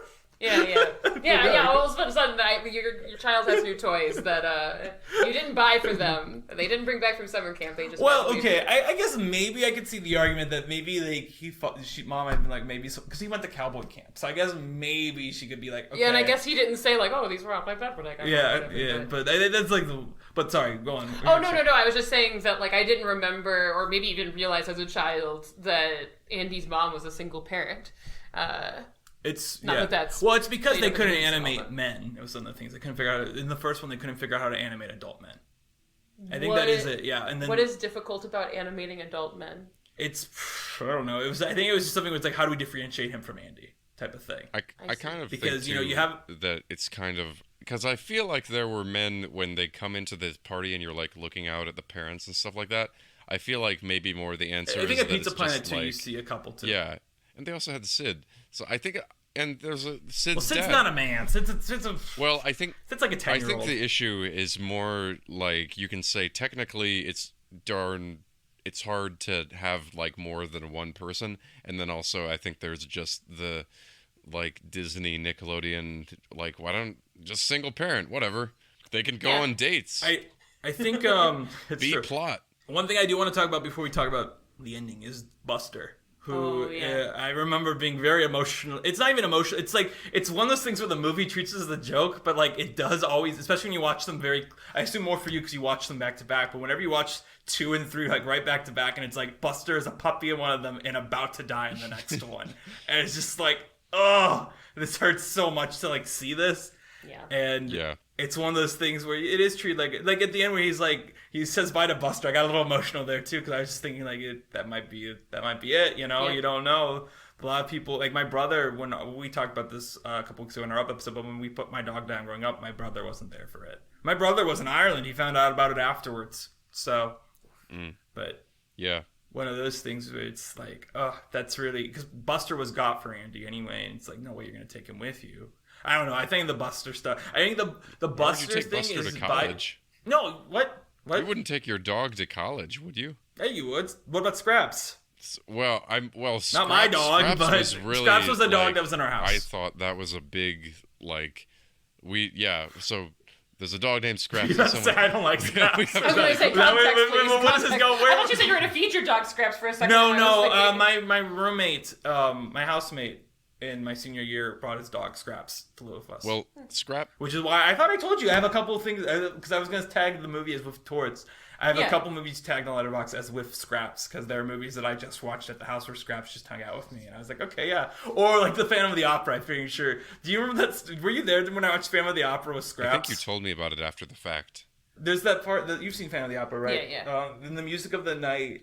Oh wait, no, it's in the Phantom of the Opera, like the song of Phantom of the Opera, where they go like, oh. So I watched the whole movie, and then at the end I rewound back to that scene to show the people there. And we just all started screaming, and Scott was like, oh, and it was so great. Well, I think I wonder how he's doing. Scraps was an exception. I see more posts online about people like, I'm back to see my dog after being away at college. And they've got like a picture of their dog. That seems very weird, especially because of like how near death Buster appears in this movie. Yeah, which is they don't really acknowledge it. I feel like that's kind of a weird thing I felt watching this was like I don't know. I mean, but who's gonna? I don't think Woody. I think Woody doesn't want to acknowledge it, which is fine. I think they don't need to acknowledge it. I don't need to see the toys mourning I don't need to see them pre-grieving the death of Buster. That's a Succession reference. But I'm saying it to Mikaela. The listeners, I hope caught it. I feel like that's a life reference that Succession made. It's I've not never like, heard the term pre-grieving before Succession this season. Oh, Honestly, I've never heard that. Yeah. I'm trying to think. Well, whatever. Sorry. No, Have you? Is that a phrase?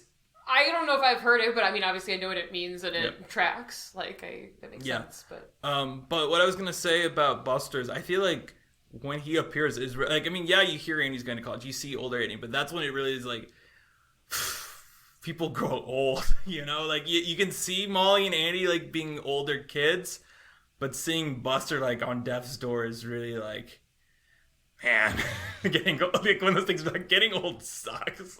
There should be some kind of solution to this. I don't think that Woody should. There is no dogs just get old. Yeah, but like, why does Woody call him up and be like, I forgot. I forgot you're old. Sorry, it's been a few minutes. Oh, Woody was in a box. I guess. When was the last time they had a toy emergency? Andy is like what, 17, 18, and going off to school. When was like the last time they probably got seriously played with was maybe what I would say if he's 18, probably 7 years ago.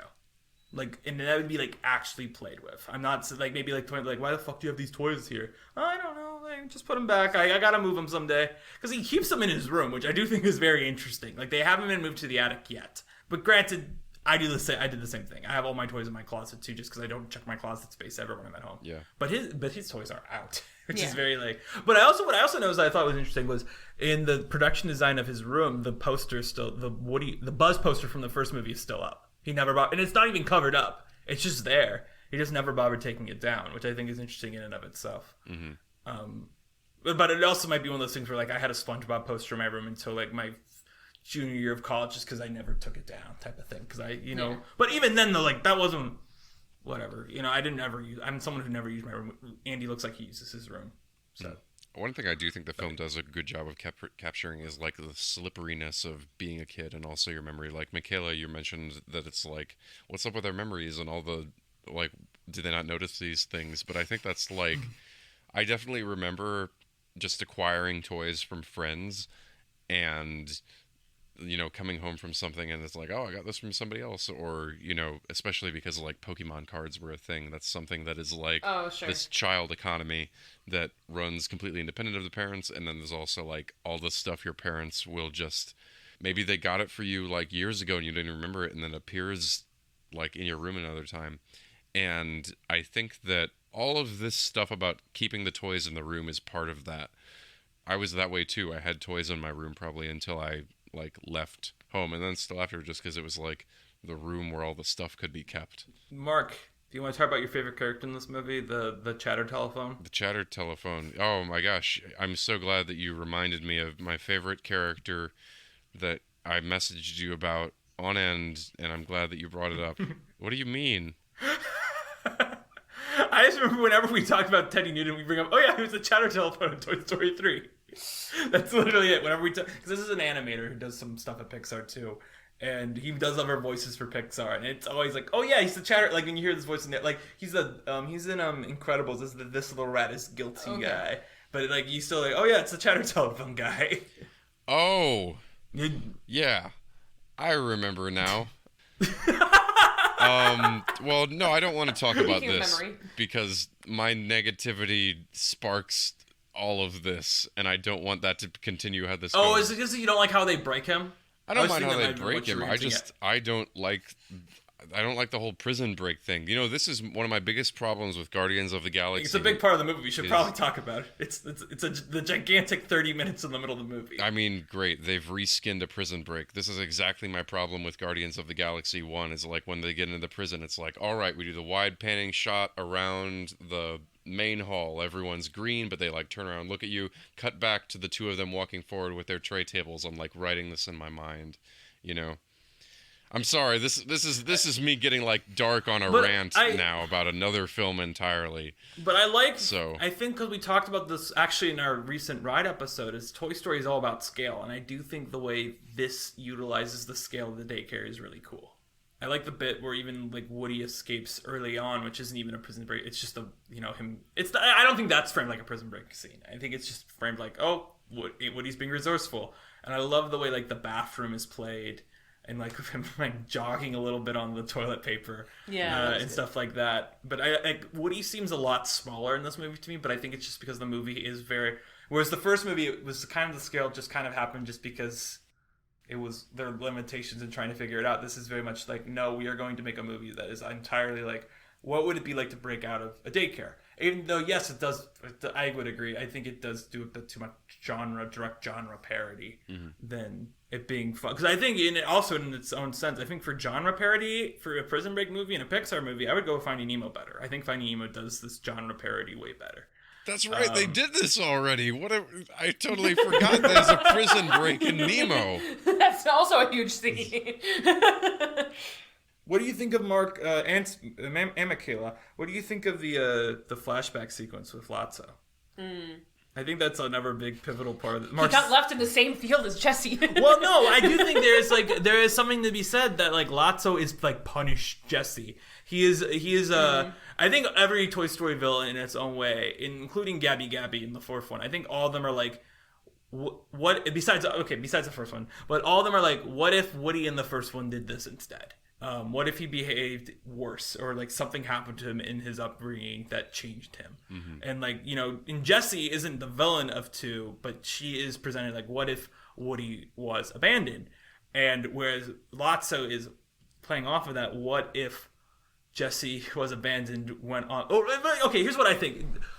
Lotso is Woody. If Woody did the plot of Toy Story, came back, and was replaced. Like, that is what, like, it is the realization of Buzz replacing him actually happening to somebody.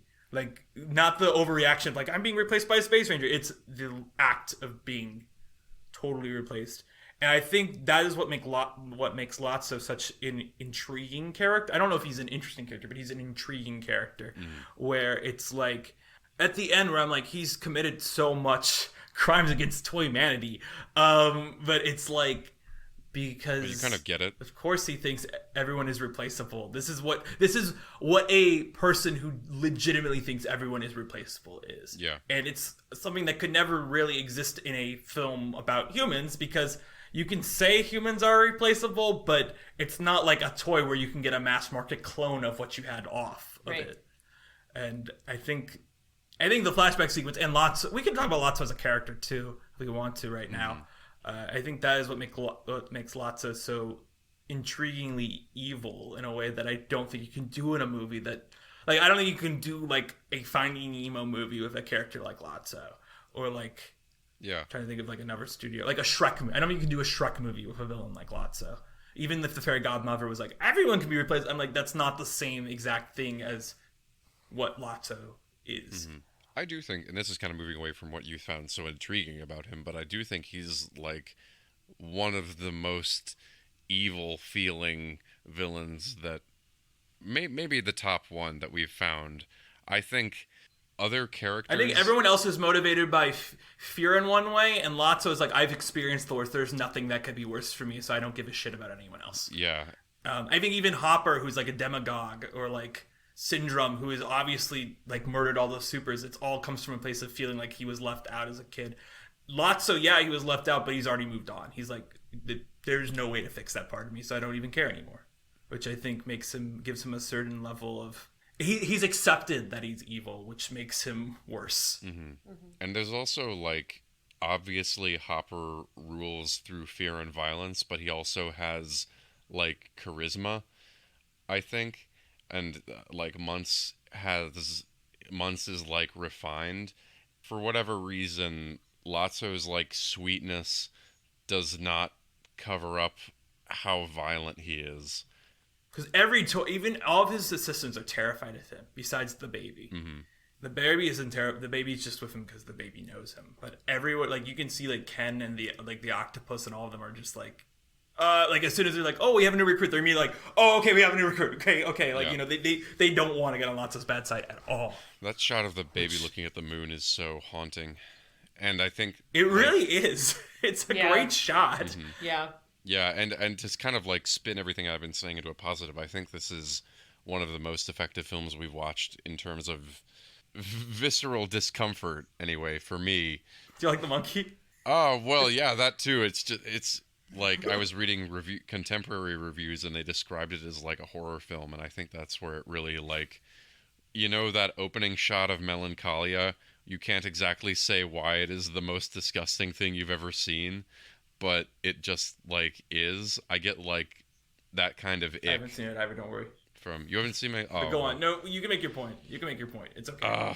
Well, it's. Sorry. I mean, that's basically my point. Is that just like from the color design, it's like the dumpster, to the scale, to the things that Lotso does to control the other toys. It's all so upsetting, and I think it really makes the ending hit harder. I was thinking so much about like, man, this grass is so green, when they're like, he's showing her Jessie and all those characters. It's so nice when they get to the end. I want to talk about, well, it's just actually a very specific joke, but it's with Lotso, and it's the Barbie joke that we like, where I always see that joke. I feel like that is the one meme of this movie, besides maybe Jessie and Buzz like looking sad at the incinerator, is the meme of the Barbie line where she's like, the consent of, I wish I had the line in front of me. Oh yeah. But like, the consent of the governed should rule law, not tyranny, or something like that.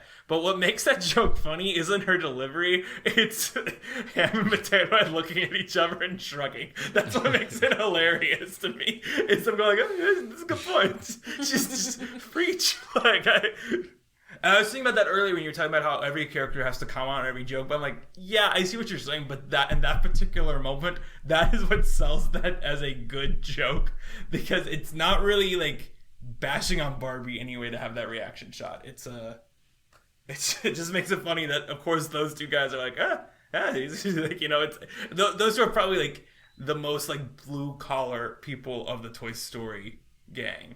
So I'm like, oh yeah, she's got a point. I don't know. I like that bit. It's a good bit. It's a good bit. Yeah. Agreed. We're going to get a full movie of those bits this summer. I can't wait. Oh my god. Do you ever think about dying? What? I haven't actually watched the trailer. Yeah. Well, the new trailer has brought me back on board for Barbie after the previous trailer ended with me being thumbs down for Barbie. Now I'm thumbs up for Barbie. Once again. I didn't watch the new trailer, but I have been sending a reaction gift to everyone of do you ever think about dying? Have you seen it? Yeah. Oh, yeah, okay. Everyone's on board. I actually was very pleasantly surprised. Mikaela, yesterday when I came in, we talked about Barbie Oppenheimer, and she was like, oh, yeah, it's a double feature. And I was like, I'm glad this has, like, gotten out of, like, the film bro culture where other people are talking about Barbie Oppenheimer as a concept that everyone has to go see these movies back to back. Mm-hmm. But should we talk about the ending of Toy Story? What are your thoughts? I think it is a beautiful ending. To talk, like, are we talking about like the ending, like, or are we talking about the third act, which begins with the incinerator stuff? Or what are you talking about? You were like, we should talk about this. What do you want to talk about with the ending? No, because I remember you tried to talk about the ending. I was like, let's table it. So I'm asking. This is for Mikaela. Like, where do we want to talk about the incinerator stuff again, or do we want to talk about the actual like ending? Yeah. I mean, the ending, I feel like reminded me of this thing that I'm sure I saw on Facebook probably when I was in like high school or college, where it was like, there was a time when you like last like played on the playground, or like last played with your toys, or like last did something when you like, that's like a kid thing. And like, you didn't realize that was your last time. Yeah. And so there was like something that was like, seeing Andy like get the chance to play with the toys one last time, share these toys with someone who was going to take like really good care of them and kind of continue the story in some ways. I don't know. I thought that was like a really cool. I think that's a really interesting way to put it, because I've never thought. In a way, it makes it a mirror thematic thing to Luca, because I think Luca in its core is about. Have you seen Luca? I forget. Mm-hmm. Okay, I think Luca at its core is about the friend you, and this is not my original idea. The director has said in interviews, like, this is what I wanted the movie to be about somewhat. It's at its core about the person, like, you had your first ice cream with that you don't necessarily remember. And I think that's interesting to look at this movie as a mere way of that, where they're both about nostalgia in a way, but this gives you the rare opportunity to do what you're talking about, but Andy knows that this is the last time he's playing with those toys. Yeah. He knows he's not I don't know, the ending of this movie, like, I do want to actually talk about something that I would consider as part of the ending, but is before that, which is this has made me, maybe not the first time I watched it, but I know at least like when I was watching it at home, it hit me. I find the moment when Andy's mom looks at the room to be completely breathtaking and like completely always gets me. It's the one moment in the entire franchise where the central metaphor is made text, where, you know, Woody is really a parent to Andy. That is what these characters are. These toys are parents to Andy. And this thing where Woody looks at Andy's mom being willing to let go and realizing he needs to do the same thing is just something that, like, even talking about it now, I'm like getting chills talking about. I think it is one of those things where, you know, like, you had the bond, like the thing planted of Andy's mom obviously is important to Andy in all these movies, and the toys as like a parental figure, but in a way that's the one time in these movies that really comes home and is important for Woody to see Andy's mom do something. And even without that, I think as a moment in a vacuum of a mom tearing up seeing her child's bedroom empty as she's about to send her first kid out to college, it's Boyhood. Like, it's that movie Boyhood, when Patricia Arquette's like, I just thought there'd be more. It's like, it's just a lot always to take in, is like, it is seeing the end of an 18-year journey that, yeah, you're always going to have Andy, but it's not going to be the same. It's never going to be the same, and it's going to have to be different. And I don't know, I just find it just to be a breathtaking moment in the movie. And this time more than ever, I think it finally clicked with me that the point of that moment isn't to give Andy's mom a moment. It's to I hate to be like, it's not Andy's mom's story, it's Woody's story, but that scene is in there so that way Woody can have the epiphany.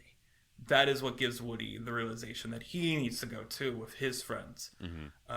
Which I think is a key difference in differentiating this between the decision at the end of 3 where he like, I want to stay with my friends, and the decision at 4 where it's like, I want to go off with Bo.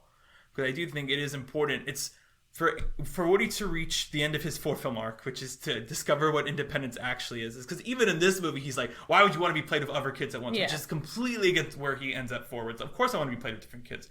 Because it's a step towards autonomy and towards realizing that he can be independent. He doesn't need to invest himself in a human.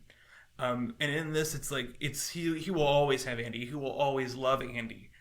But he doesn't need to be there for Andy, because part of the knowing you did the job right is that you don't have to be there anymore as a parent. Yeah. I say that as someone who is not a parent, but... And kind of goes to maybe not existential questions about the toys, but like just this idea of like, as a toy, you're not there to like be sat on a shelf and like watch someone then like live their life or whatever. You know, your role as a toy is to continue to enrich children's lives. Because people always talk about like, I remember at the time people were like, no, but Andy should kept him to give his kids. But I'm like, yeah, but like in real life, like I always say, like I kept my toys so I could give them to my kids, but it's like, no, whenever I have a kid, like why would they want like a Buzz Lightyear toy, like an old Buzz Lightyear toy? Why would they want like my stuff? Like, I mean, you can pass down some things, and there is such things as like Woody is said to be a passed down toy. Like that's the whole thing. That's the big fan theory. You know, it comes from Andy's dad. There's nothing proven about that, but like, you know, that's the big fan theory. But like beyond that, it's like, why would anyone ever? You know, really, like, why would you give a kid a Rex? Why would you give your kid Rex? Why would you give your kid Ham? Other than to do the thing where it's like, this is Mr. Dr. Pork Chop from when I was growing up. But, like, even then, it's like, it means so much more to give them away when you're done with high school. It means so much more to give them away when you know, like, I'm not a kid anymore. Not 20 years down the road, it's like, oh, I have kids of my own. Yeah, great. It's not the same thing as giving them away, you know, when he chooses to. And I also think to talk more about the moment that I think you actually want to talk about, which is him giving away. I love, it's not a cheat, but it's tempting to call it a cheat, is that there's a POV shot from the box that Andy is not, like the box that Woody should be in.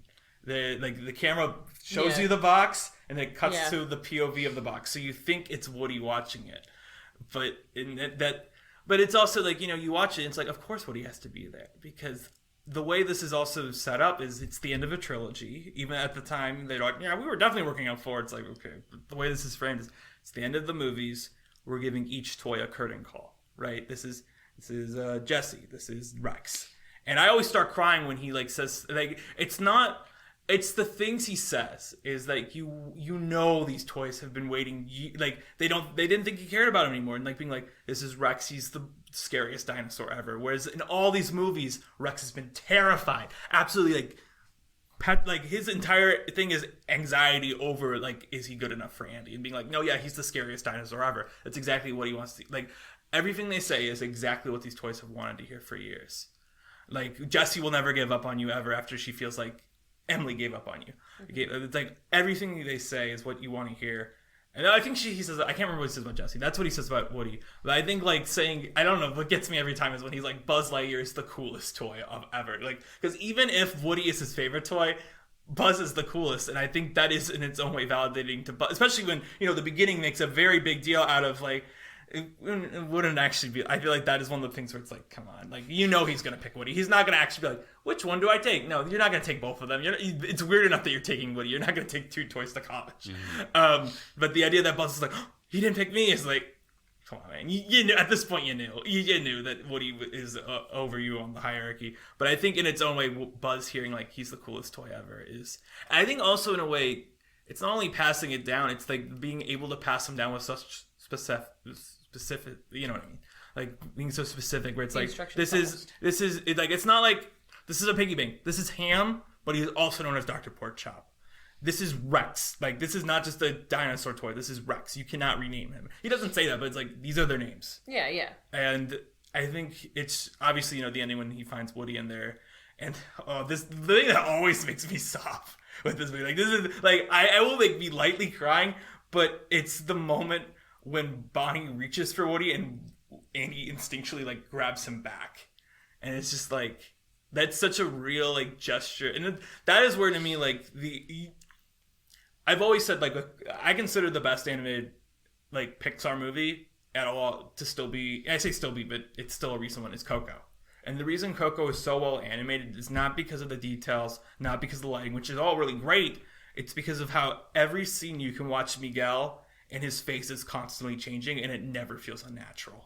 They have, at Coco, that is the one where they finally cracked that, like, these characters are always alive even when you're not looking. And it's same with, it's not just Miguel, it's all the characters in that movie are constantly like have all these micro expressions like going through them, where you can both understand exactly what they're thinking, and it never feels unnatural. And I think that is the big innovation with Toy Story 3, is that moment where it's like, because also the toys are so much more expressive in this than they were in the first two. I can't think of specific moments, but they're definitely like the way their faces move. Mm-hmm. But that moment in particular is like such a instinctual, real moment where Andy doesn't want to let go of his childhood. And you can tell while watching it, you know, everyone watching that movie, if they're older, knows exactly what that feeling is you don't want to let go of this thing, but you have to. Mm-hmm. That's my filibuster on the end of Toy Story 3. It's a good filibuster, Mikaela. What do you think, Mark, of the end? Great. Oh, or Mikaela. Well, Mikaela already gave her initial response. Mikaela, you can respond to my filibuster if you'd like. No, I won't probably respond with a filibuster, but yeah, I mean, I feel like you mentioned this, Danny, but the idea of basically the toys just being there, like, in these constants of your life, and like having these sentimental attachments to things that like anyone else would see these objects and be like, whatever, like, it's just blah. But like to have these sentimental attachments, like now that I am older, like I still have like a stuffed animal that I've had since I was like 14. I mean, I have like all of these things still from like when I was a kid that like it's really hard to get rid of, even if like they are just like sitting on a bookshelf or whatever, and they're not, I don't know, like there's something about now watching it as someone who's now gone off to college, gone off to grad school, like made multiple moves, and now I'm going to make a move again this summer. Like just thinking about the attachment to objects that like you develop just because like they're somehow around and they were around at pivotal moments, and like, I don't know. Yeah. Something like this. So I don't know. Yeah, just it's really hard to watch the ending. Just it's sad because you're thinking of like the times of like trying to bring yourself maybe to get rid of something because you don't have enough space or whatever, and it's like, no, but even if I don't have enough space, I will like somehow make space for this thing, because even though no one else maybe understands this, like this is something that I want to keep with me. It would be too hard to get rid of it, and no one is going to maybe appreciate it the way I would.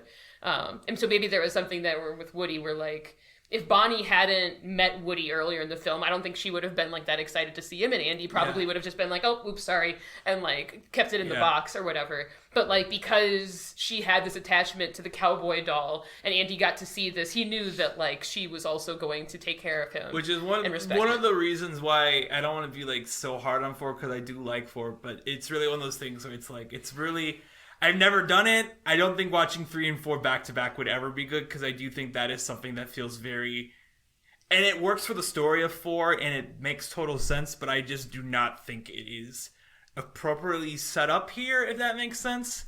I think she seems pretty psyched to find Woody even on like the branch early on in the movie.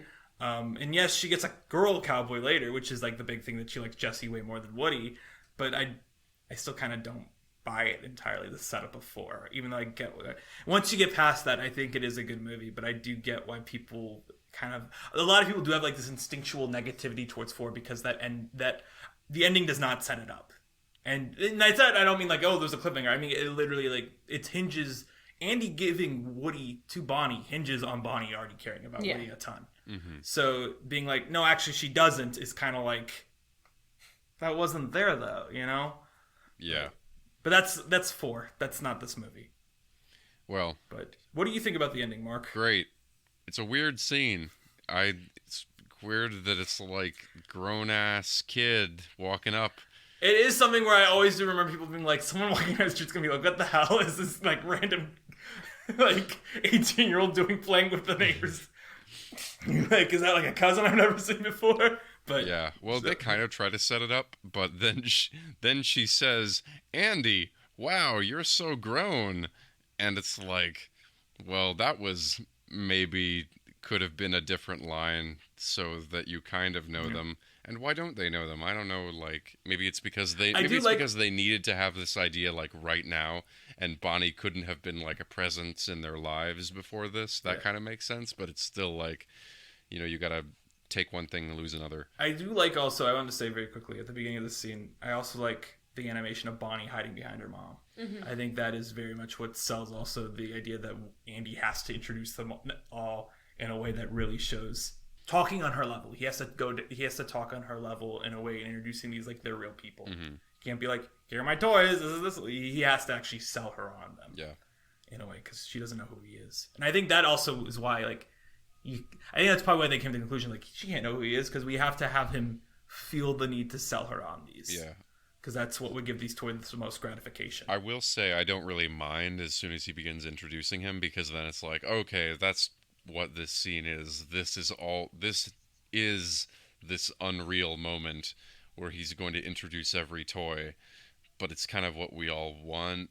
So, like, it's okay. It is whatever. It's literally like the perfect idealized ending for what these characters would want and think they would never get.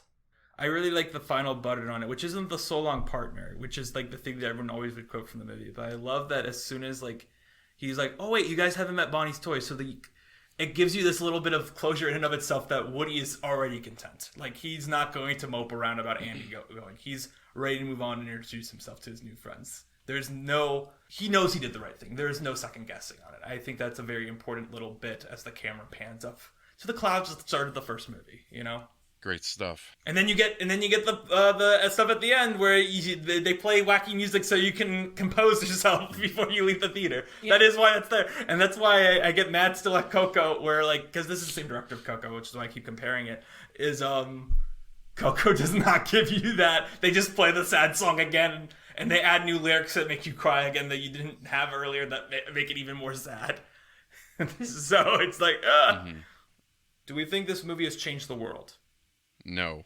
I think it did for a bit, and then I made a fourth one. Why do you think it changed the world? That's a big statement.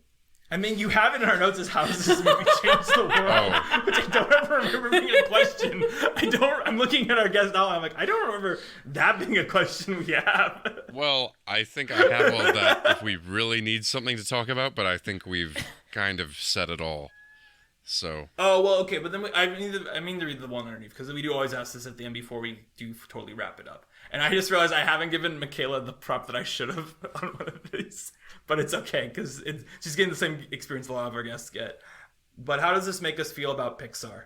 That's a sentence we usually end on before we give our thing at the end. Cool, I can go last. Well, no, but this is something you need to prep on. The other thing is the one that you'll go last on. The other one's tough. Bad. One and done. Next. You think this is bad? I don't like that they made a third Toy Story movie. Mark, you can't just drop at the end of the episode and not, like, expound. What? I mean, I do kind of get where you're coming from, but you gotta expound for the listener. Because the entire podcast, I've been very positive on the movie. You've been like, yeah, I guess it's good. And Michaela's been positive on the movie. You're like, oh yeah, they shouldn't have made this. Also, what are you talking about? Last night, Danny got your message about, like, oh, I, like, hate this already or whatever. And Danny was like, I don't want to have to go on this podcast tomorrow and be, like, super pro this movie. And I think the second is easily way better than this. Mark, expound why you don't think this should be a third. I know you're like, okay, we're done. No, they shouldn't have made it. Like that, you can't just say that at the end of us praising the movie. I mean, just for everything I've said already, it's like nice to. So you think 2 was a good enough ending? Yeah, I mean, it also just doesn't need to be a good enough ending. It should end. That's all that's important. Like you don't need closure. It's just. If you had like a good movie, you have a good movie. I think that's kind of one of my frustrations with this whole thing is that like under all of this, I actually think it's kind of unhealthy to have like a strong connection to inanimate objects. That's what this entire franchise is about, man. Well, you gotta go with that being like. Thing, so I can't be mad about something that is real in the world. It's actually these movies are full of like true observations about things. Yeah, Toy Story 2 was fine, and they should just have adventures, or they should, do whatever you want. And if you have, like, these concepts about how toys are real in the world, you can, like, write them down yourself or something like that. But you don't need the filmmakers to come in and be like, you know what else is a food that you can put eyes on? Tortilla. All right, writer's room. What do we got? We got bananas. We got what's the funniest food? Tortilla. That's what goes in the movie. This is something we never mentioned on this podcast, which we don't need to bring in and out. But with my auteur theory with Pixar, which is that like Pixar is one of the few, even though they have a brain trust, each of the directors do have a different viewpoint. I do think it is very obvious this was made by someone who did not make the first two, or at least did not direct the first two. I think its sense of humor is a bit different. It's definitely way darker. And I also think that you can see the seeds here for Coco of giving you a very dark but very emotionally resonant film. But obviously, Coco is a much tighter film and I think it's pretty safe to say. Maybe you disagree with me. I think Coco, I've said it multiple times, I think it is probably Pixar's best film of everything. But I also think, even if you don't agree with that, I think most people would say top 5. Yeah, Coco's really good. Which is saying a lot always because Coco came out in 2017 and all the other ones that were in top 5 came out probably like 15, 20 years ago. Right. So well, but to talk about Pixar as a company, I still just don't think they should have made a third movie. I just don't think there's it was one of those things there was like a condition of them being bought.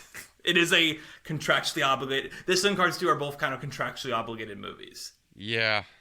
In their own way. Yeah, which isn't a defense of it. I think this is a much better even though I am a defender of Cars 2, I think this is probably the best outcome you could get from a contractually obligated Toy Story 3. Besides, maybe you could come up with something better than just Prison Break. But I don't know. I was going to say what I think about with Pixar with this is I think it's very interesting to look at because this begins the decade of sequels. This is 2010. Mm-hmm. And 2010 goes to 2019, which ends in Toy Story 4, and you get so many sequels in there. And I think Toy Story 3 gives you a bit of even though, Mark, I know you disagree and you don't like it, I think at the time, and even now, Toy Story 3 does have a very positive reputation. I think Toy Story 3 gives you a false promise that Pixar is only going to do sequels when they have at least a really great... I don't want to be like... Because I even think at the time, it was kind of like the Prison Break stuff's kind of weird. But I think the idea was they only made this because they wanted to give you a concise ending. And by the time Toy Story 4 comes around, it's like, okay, so these were to make money, right? So I think this gives you a false promise of, we're only giving you a sequel if we really came up with an idea of it. Which is kind of like when people are like, Cars 2, well, okay, maybe they could improve on the first one, then, everyone was against it. And then by the time Monsters U was announced, it was kind of like, okay, so I guess these are just to make money, And it was kind of this whole, I think Toy Story 3 is a bit of a false promise. Oh, I totally disagree. I feel like this telegraphs that for me. I don't know. We all agree the ending is great, though. That's my point, is I think the ending is very... Because it's like, we made this so because the Toy Story 3 was sold on, we made this so we could have an ending. And then by the end of the decade, we have a fourth movie, right? That's my point. Is like you go to this movie thinking they're giving it to give us an ending, give us a closure, and then by the time the decade comes across, it's like, okay, now these are to fund the other things. And now we have a Toy Story 5 announced, and probably after Elemental Bombs, we'll get like another sequel announced of some kind. I don't know what, but yeah. I am actually still surprised we don't have like a Finding like Hank or a Finding Marlin announced. I think that to me would have made way more sense to announce than Toy Story 5. Yeah, Toy Story 5. I don't think they'll announce Incredibles 3 without Brad Bird on board, though. I think they don't want to burn that bridge. Because there's always a potential he will come back to work for them in other capacities, and he's a very in-demand person. Whereas Andrew Stanton's working within Disney right now, so I think they could get him on board for something, probably. Well, those are my thoughts. I turn it over to y'all. Yeah, wait, Mikaela, what do you think about, what does this say about Pixar? What does this make you feel about Pixar? These are all good ideas. I feel like you're right. Like the Toy Story 3 felt like at the time it was supposed to be like Toy Story 3 feels to me like a good appropriate sequel, which I feel like in general in franchises isn't always the case. And I feel like this was generally a time when a sequel, didn't maybe have to happen, but I feel like, it makes sense, it adds up, and it does give the closure that maybe people want.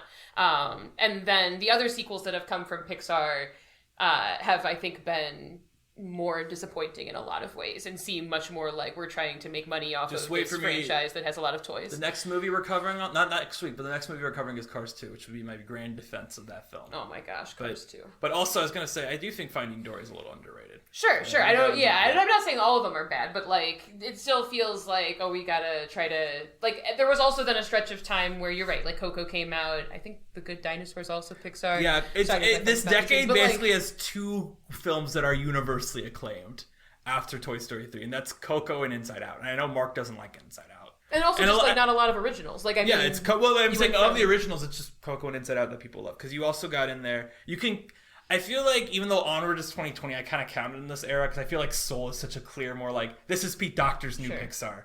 But beyond Onward, you also got like, we'll be covering in the next couple, like, I guess years, because this is like the halfway point of the podcast in a way. But we'll be covering the originals, I think, are Brave, which again feels very contractually obligated because it's a princess movie. The Good Dinosaur, I think just Coco. And am I forgetting one in there? I don't think I am, which is kind of sad that we're about to enter sequel land. I would say in general, this movie leaves me with like positive feelings about Pixar. And also like now that I've watched all three of them again, just like seeing how much... What's your ranking? I'm sure I would feel the same thing. Probably... We'll save our rankings for really four. good, but we'll save our rankings for the fourth one, but you can go now. That's sure. all. I maybe will just rank the first three just because... Yeah, you don't need to put the fourth one. I don't know. Yeah, and I also probably would still put four at the bottom, but maybe not upon rewatching. Well, unless you had Lightyear in there, which you haven't seen. Yeah, I would probably also go like 2, 3, 1. I think that's... I don't actually know if that's where I am or not. I might also go... I don't know. 2 is clearly the best. Mark, do you agree 2 is clearly the best of the ones we watched, or do you think 1 is better? Oh, well, I guess maybe 2, but we talked about how they're good in different ways, but I guess 2 would maybe edge out 1 a little bit. Sure. So yeah, 2, 3, 1. But anyways, upon like rewatching all of these, like just seeing, in terms of Pixar itself, like seeing how much, and I guess this is probably true of all animation companies, or animation studios, but like seeing how much the films have like been able to do with more time and more access to technology and things like this, like I feel like that was also a really cool way to also view the series upon rewatching it. So yeah, I do remember, and I'm sure we'll talk about this in our 4th movie episode, but I remember how 4 opens with like this crazy set piece with like rain coming down a gutter, and I feel like that set piece only exists to be like, ha, you guys thought we couldn't upgrade from 3? Joke's on you. Look at how crazy this looks. Yeah, that's amazing. But yeah.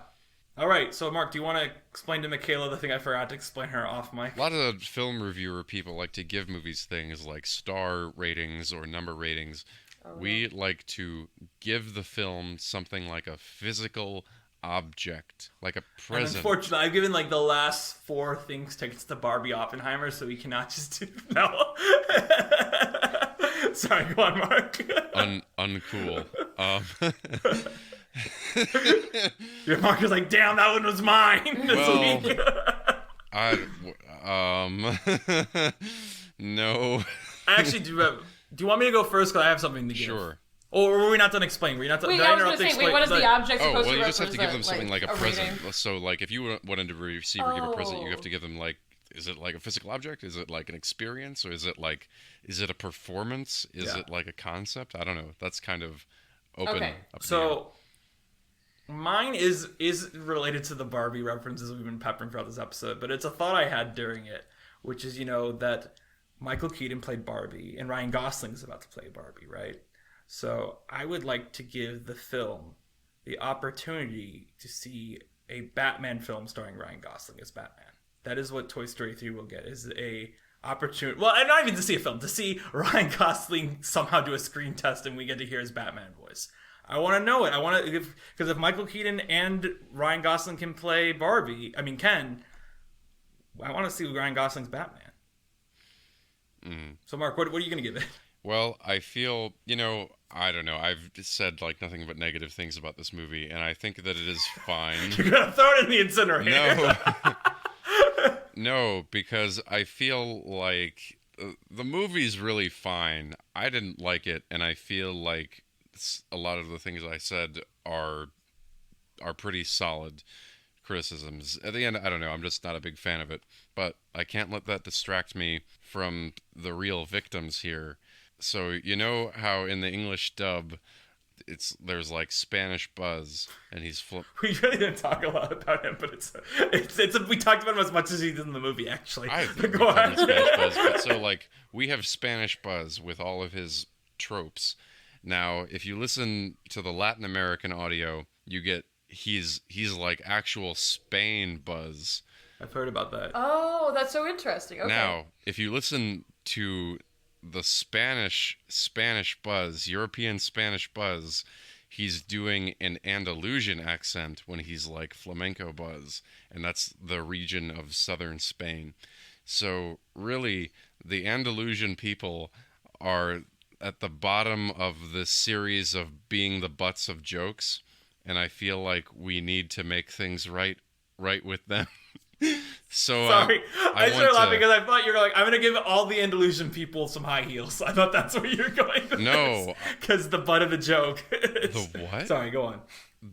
Because of the butt of the joke where Barbie, we talked about the bookworm, but that's all. But those are like feet. They're not on the butt. Anyway, I want to give the people of Andalusia tickets to Barbie Oppenheimer to make up for them. To make up for the disrespect. Going to be there for both those. We're going to fly Greta Gerwig and Christopher Nolan out there for dual premieres. Oh my gosh. So, Mikaela, what do you want to give Toy Story 3? Wow. Well, my gift is certainly not going to measure up to the two of you who have thought about this way more. But I feel like the first reaction... So maybe I'm going to do two gifts. One of them we had that someone is else give like 7 gifts. It's Merry Christmas. But no, I mean, like, one of the gifts is just like, I don't know. I feel like I want to like this. Your gifts seem to be in a different nature, but the first thing that I thought of was like giving it like something from my childhood, basically, like giving it like, I don't know, the White Sox pillow pet that I've had for like many, many, many years. Just because like somehow it feels like that is then in line with this movie. Like, I don't know, we really should have, one of us should have really like done like something like, we give this movie a big speech before we give it to someone else. None of us went that way. We were like, Barbie. Greta Gerwig's Barbie comes out soon. We're not being paid to talk about it. I honestly don't. I never give these pieces of any thought. So as soon as Danny says something, I'm like, all right, that's what I'm giving this thing. I'm giving the thing that he said. Yeah. No, I feel like So I don't know. I would give it like I would contribute my own toy to include in the story. The other thing is like not possible, but I have this thing where if I'm trying to like, one of my icebreakers is like if you could eliminate a song or like a musical artist from existence, who or like what would the song be? Such a and good so one. I'm thinking like I thought you were about to say the Taylor Swift thing that's going on. Right now. No. I was gonna say that like my gift then to Toy Story 3 would be to eliminate Toy Story 4 and the remaining sequels. Like, just give it the ending it deserves. And I do still like 4. It's just this is clearly designed to be an end. Yeah, it's something else. Well, I did want to say something else very briefly about this movie that I just thought about, which isn't about the movie, but were you guys online like during the 2006, 2007 time-ish I don't area? think I had internet. I just distinctly remember... Didn't have internet. Yeah. Oh, well, I just distinctly remember like the photoshops for Toy Story 3 around more after, like before they even announced like because there was a whole Disney version of this designed to be about Buzz being recalled to Taiwan that was obviously canceled as soon as Pixar was bought by Disney. I just remember there being a lot of photoshops of the 3 just being basically the 2, but like with the top part of the 2 like being under it, where it's like you know what I mean? Yeah. Like, so it'd be like a very fake Toy Story 3 logo. I just randomly thought about that. But yeah, we can start closing out. Well, this has been a fantastic episode. And Mikaela, you've been a fantastic guest. Thank you so much for coming on. You were great. Thank you. Nice to meet you, Nice Mark. to meet you as well. Do you have... It's a crossover episode for me. Yeah. Sometimes we have media people on and they like to plug themselves or their socials or anything like that. And I mean, if you want to tell people where to find you, you can. If you don't, it's fine too. Yeah. One of those things. Find me on Google Scholar. My own name. There you go. You can read some of my academic articles if you're interested. I believe if you Google Mikaela, stuff about her does come up because you've had some pretty high profile, academic stuff, over the years, scholarships and stuff. So Yeah. if you Google Mikaela's name, I'm sure no, it's trying to autocorrect me to I was going to say, there is a Mikaela Meyer who's a boxer, I believe. Go her. But I do see that CMU did come up as something that wanted to happen. yeah, I have my own website. I haven't updated it in a long time. Yeah, I don't know. I'm If checking you're the Mikaela interested Meyer in- results right now. I see your Nastify or your Netify, your LinkedIn, you on the Carnegie Mellon website, your Google Scholar right there, yeah. Yeah. Are you on Do you want people to follow you on your academia.edu? Twitter that you only use to retweet things? I don't even know what that is, so clearly I'm behind on I don't know if my media. I don't know if you're behind. You don't even have a photo. They of let you. me on there, You and I don't. know people post papers on there because I keep getting emails from them asking if I'm the Mark Young who wrote XYZ about stuff. So And you're like, you're probably Gotcha. better off being on a You more don't show up on legit Image. place. It's the first result. no. Google Scholar. I'm on Twitter. I mostly don't tweet very much except some academic stuff, and sometimes when Purdue is playing basketball, I'll tweet stuff about basketball. But yeah, that's my plug. If you're interested in statistics at the criminal legal system, have some cool papers, I guess. Good Very times. cool. I guarantee we have people who are gonna drive some traffic your way. Cool, great. They will be the first readers of my papers. That's not totally true, but sometimes feels like it. No. All right, Mark, do you have a question? Yeah. For me? Danny? What are we doing next time? I'm very excited. I was telling Mikaela this earlier. I'm really excited about this one because I was checking earlier. I was like, I don't know what we are doing next time.